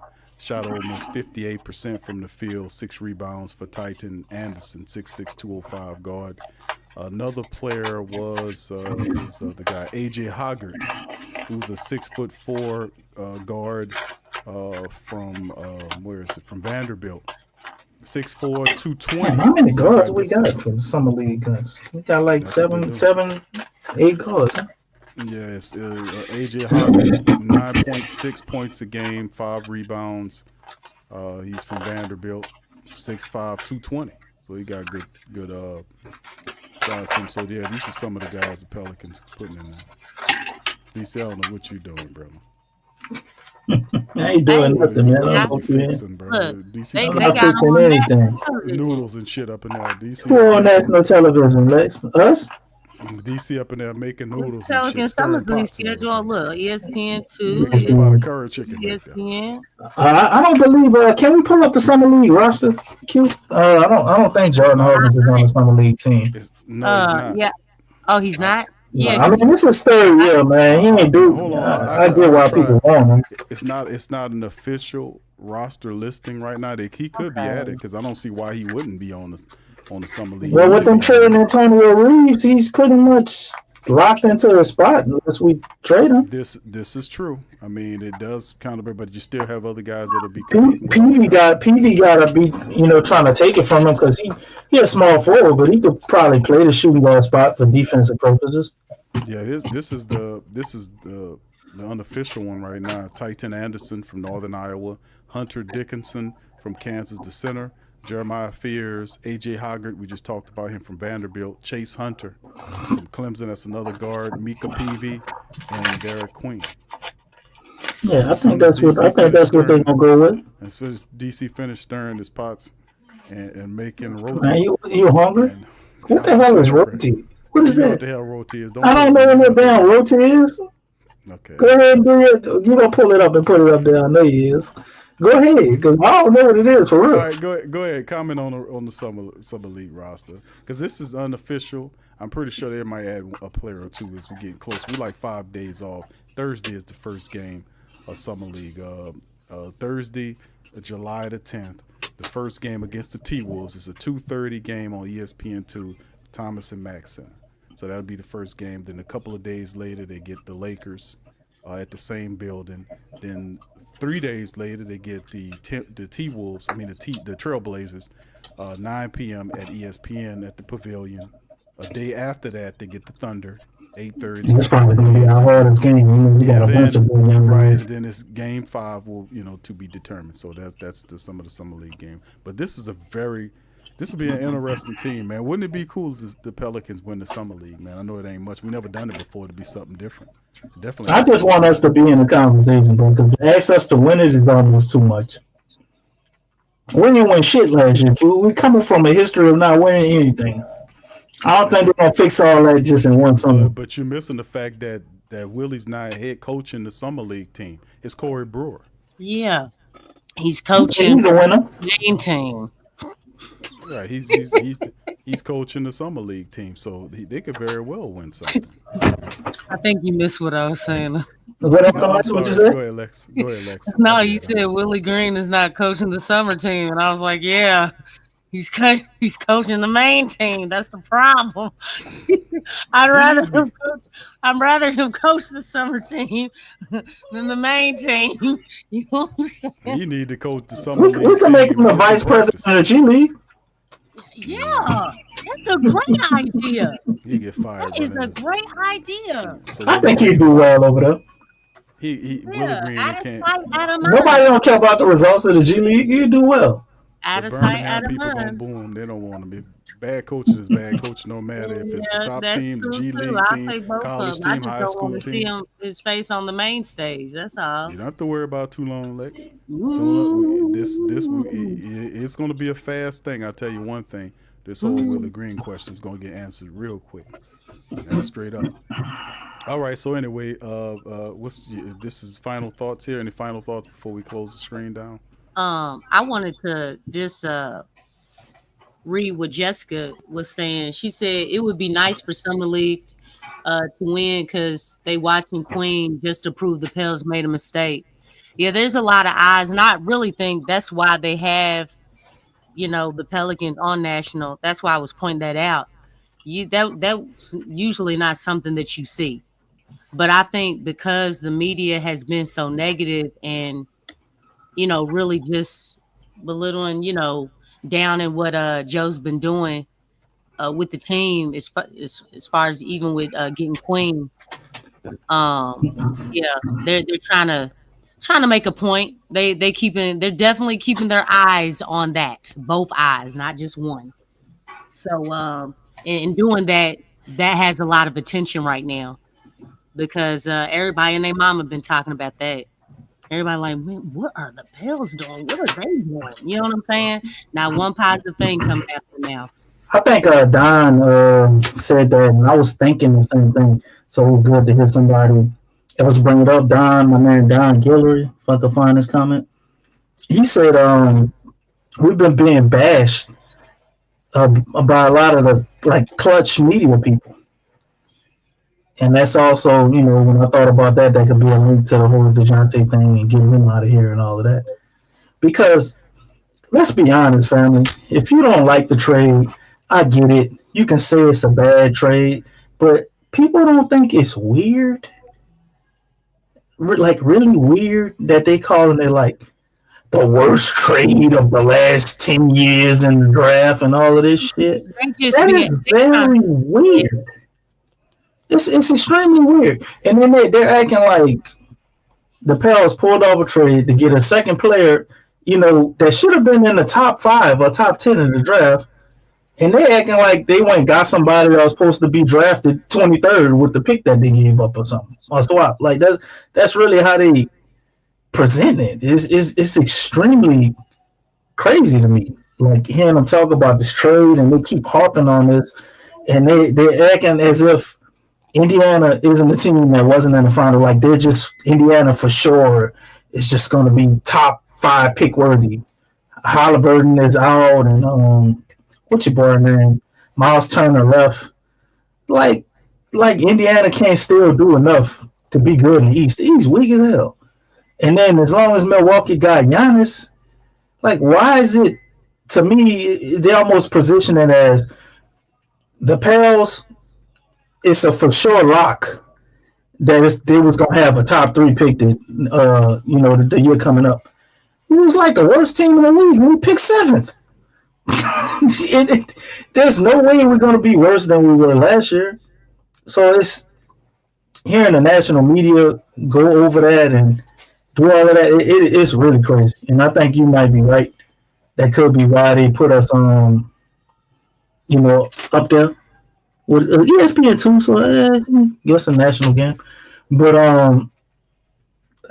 it really just bothers me how everybody's just bashing on it, and they ain't even thought it through. Like they don't even talk about the player that we got, and then you look at the draft next year, and everybody says the same thing. They're gonna be the best draft ever. That's what everybody say about the next draft, and it's gonna be so deep in all of this. And it's almost like we gave up a number 1 pick to trade for Queen. Which if Queen does pan out, which I think the probability of him panning out is pretty high, and he's a great insurance policy. If Zion gets hurt, or for whatever reason, we all are upset, and they decide to move on from Zion. I think Queen is the type of guy that, at the very least, he would be a solid, for sure, starter for you in the front court. So I can't wait for the summer league, for the young man to be able to prove himself and show everybody that he ain't gonna be no damn bust, because the talk behind it is just crazy. Yeah, that media stuff going on right now is just. We traded the Indiana pick, Jessica. That's why I said Indiana. Yeah, the stuff that they got going on, DC, when they talking about, the pick is just, I'm like, man, listen, man, you can't judge that damn pick yet, man, because if the Pelicans get as far as what we think they can get if they make the right decisions, there is no discussing this next year. This only recycles back if the Pelicans are one of the top 2 worst teams. The bottom. You think if the Lakers or the Boston did what we did, would they still say the same? Yeah, I don't. Or even Philly. I don't. It's any team that's got over 5 million fans. Over 5 million fans. They probably would dump on Philly, but the thing is, in terms of what I'm saying about the Pelicans, is that we all know that you can't fully judge the pick until we see what happens for the year. To know whether or not all this is premature, because he's definitely a guy, in my opinion, is a top 10 player in the game. But the Pelicans felt like, hey man, we made the decision. What are y'all talking about? Okay, what's his name? The mime. What's his name? DC. What's the man we just got rid of? Bryson Graham. Bryson Graham. If he had to go in and ask, I thought that was your boy for Detroit now. No, that's Bryson was the puppet. He the puppet. He was the puppet, right? So, what I'm saying is, at the end of the day, is even he had to go back and forth with his guy to figure out what is unprotected or not. Who cares if it translates into Pelicans getting into the playoffs? Who cares?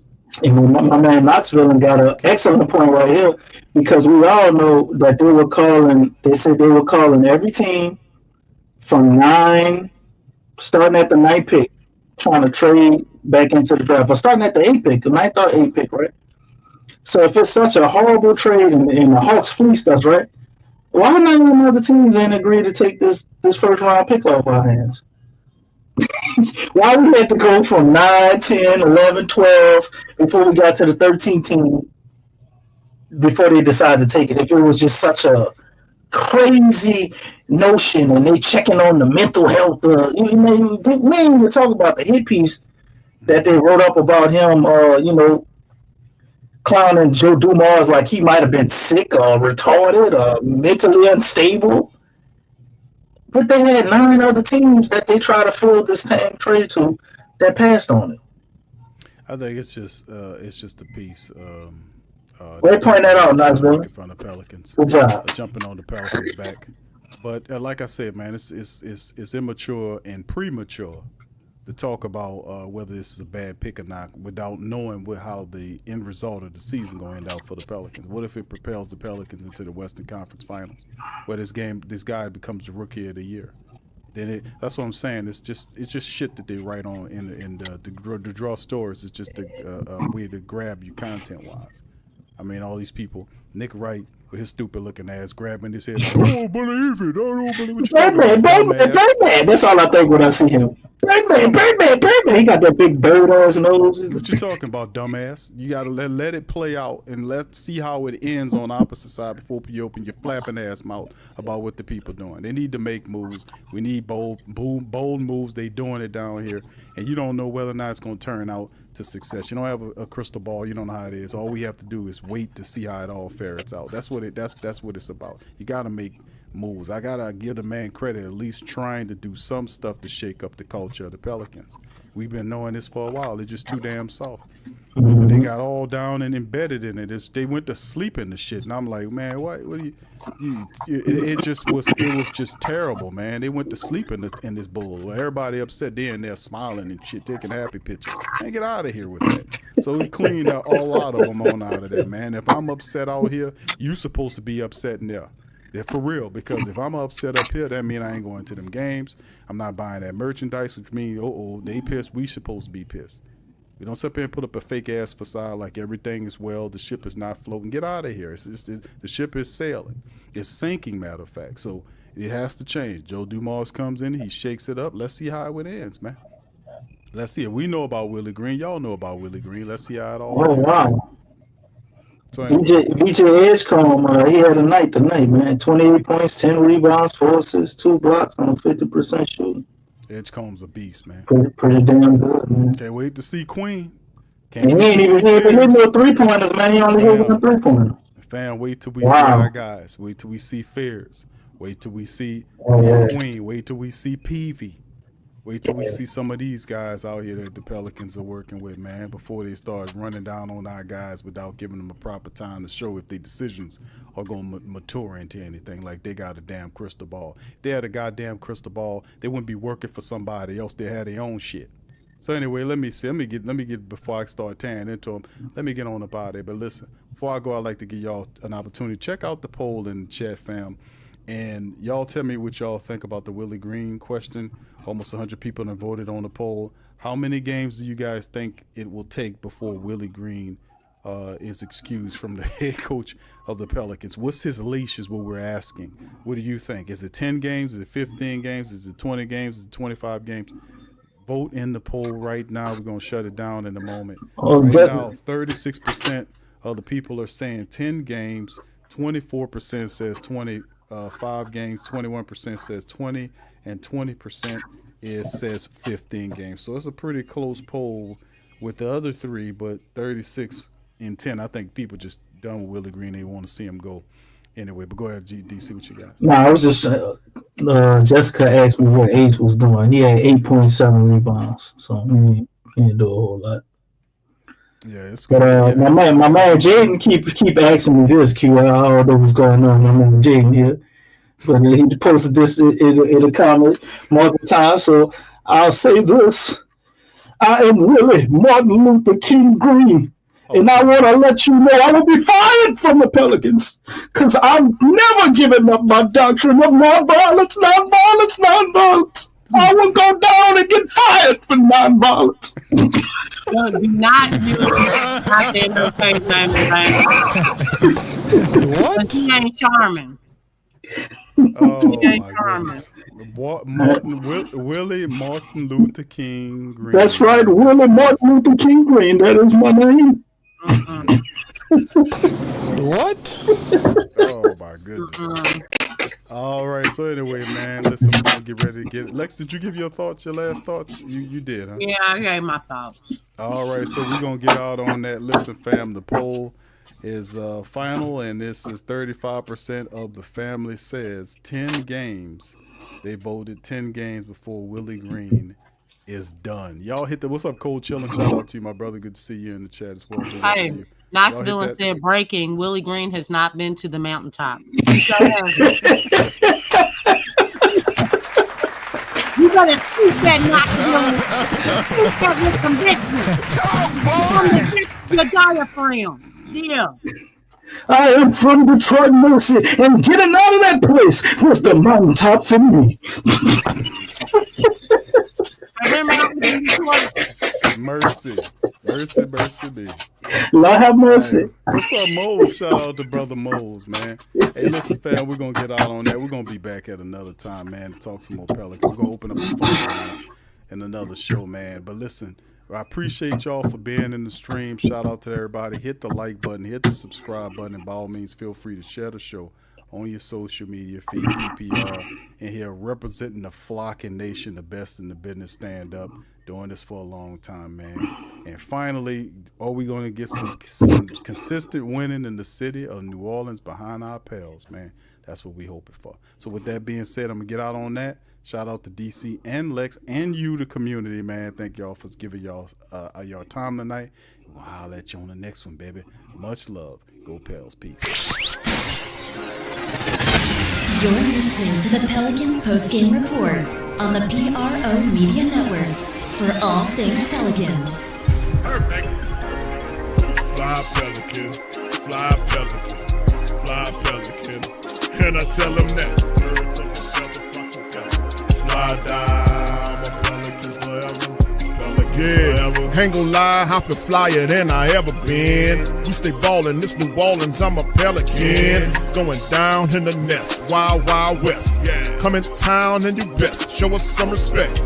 3-point threat, I better make it rain. If it's up, then don't jump stupid like your ankle sprain. Always said, never hate the player, hate the game. Jumper where the dame late, punch a train. Post game, big Q, talking about business. Bird gang, YouTube, they ain't flocking with us. Lock up the division mission, get into the finals. Finish competition, then it's going win the title. I know this flyer than you can get.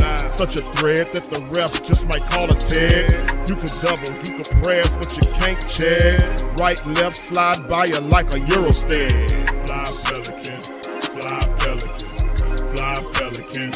And I tell them that birds of a feather flock together. Fly down, I'm a Pelican forever, Pelican forever.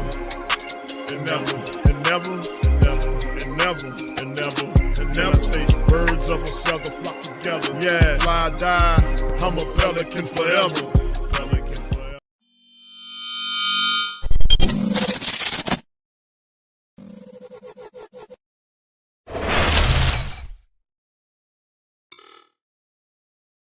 TheWhoThatDaily.com. That's right, TheWhoThatDaily.com. Your one-stop shop for everything New Orleans Saints, New Orleans Pelicans, LSU Tigers, even the top flight boxing news. So if you're a Who That and you're looking for a place to stay up on your team, TheWhoThatDaily.com is your site. TheWhoThatDaily.com for the sport Who That in all of us.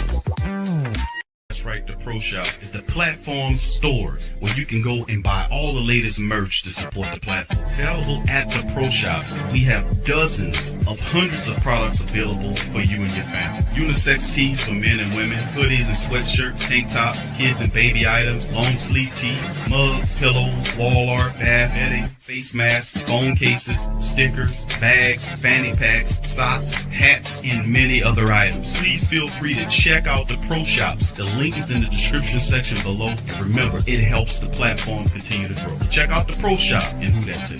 Hey, Ryan Reynolds here from Mint Mobile. I first ditched big wireless and started using Mint Mobile way back in 2019. Back then, you could get premium wireless for only $15 a month. Today, Mint Mobile's premium wireless has gone up by...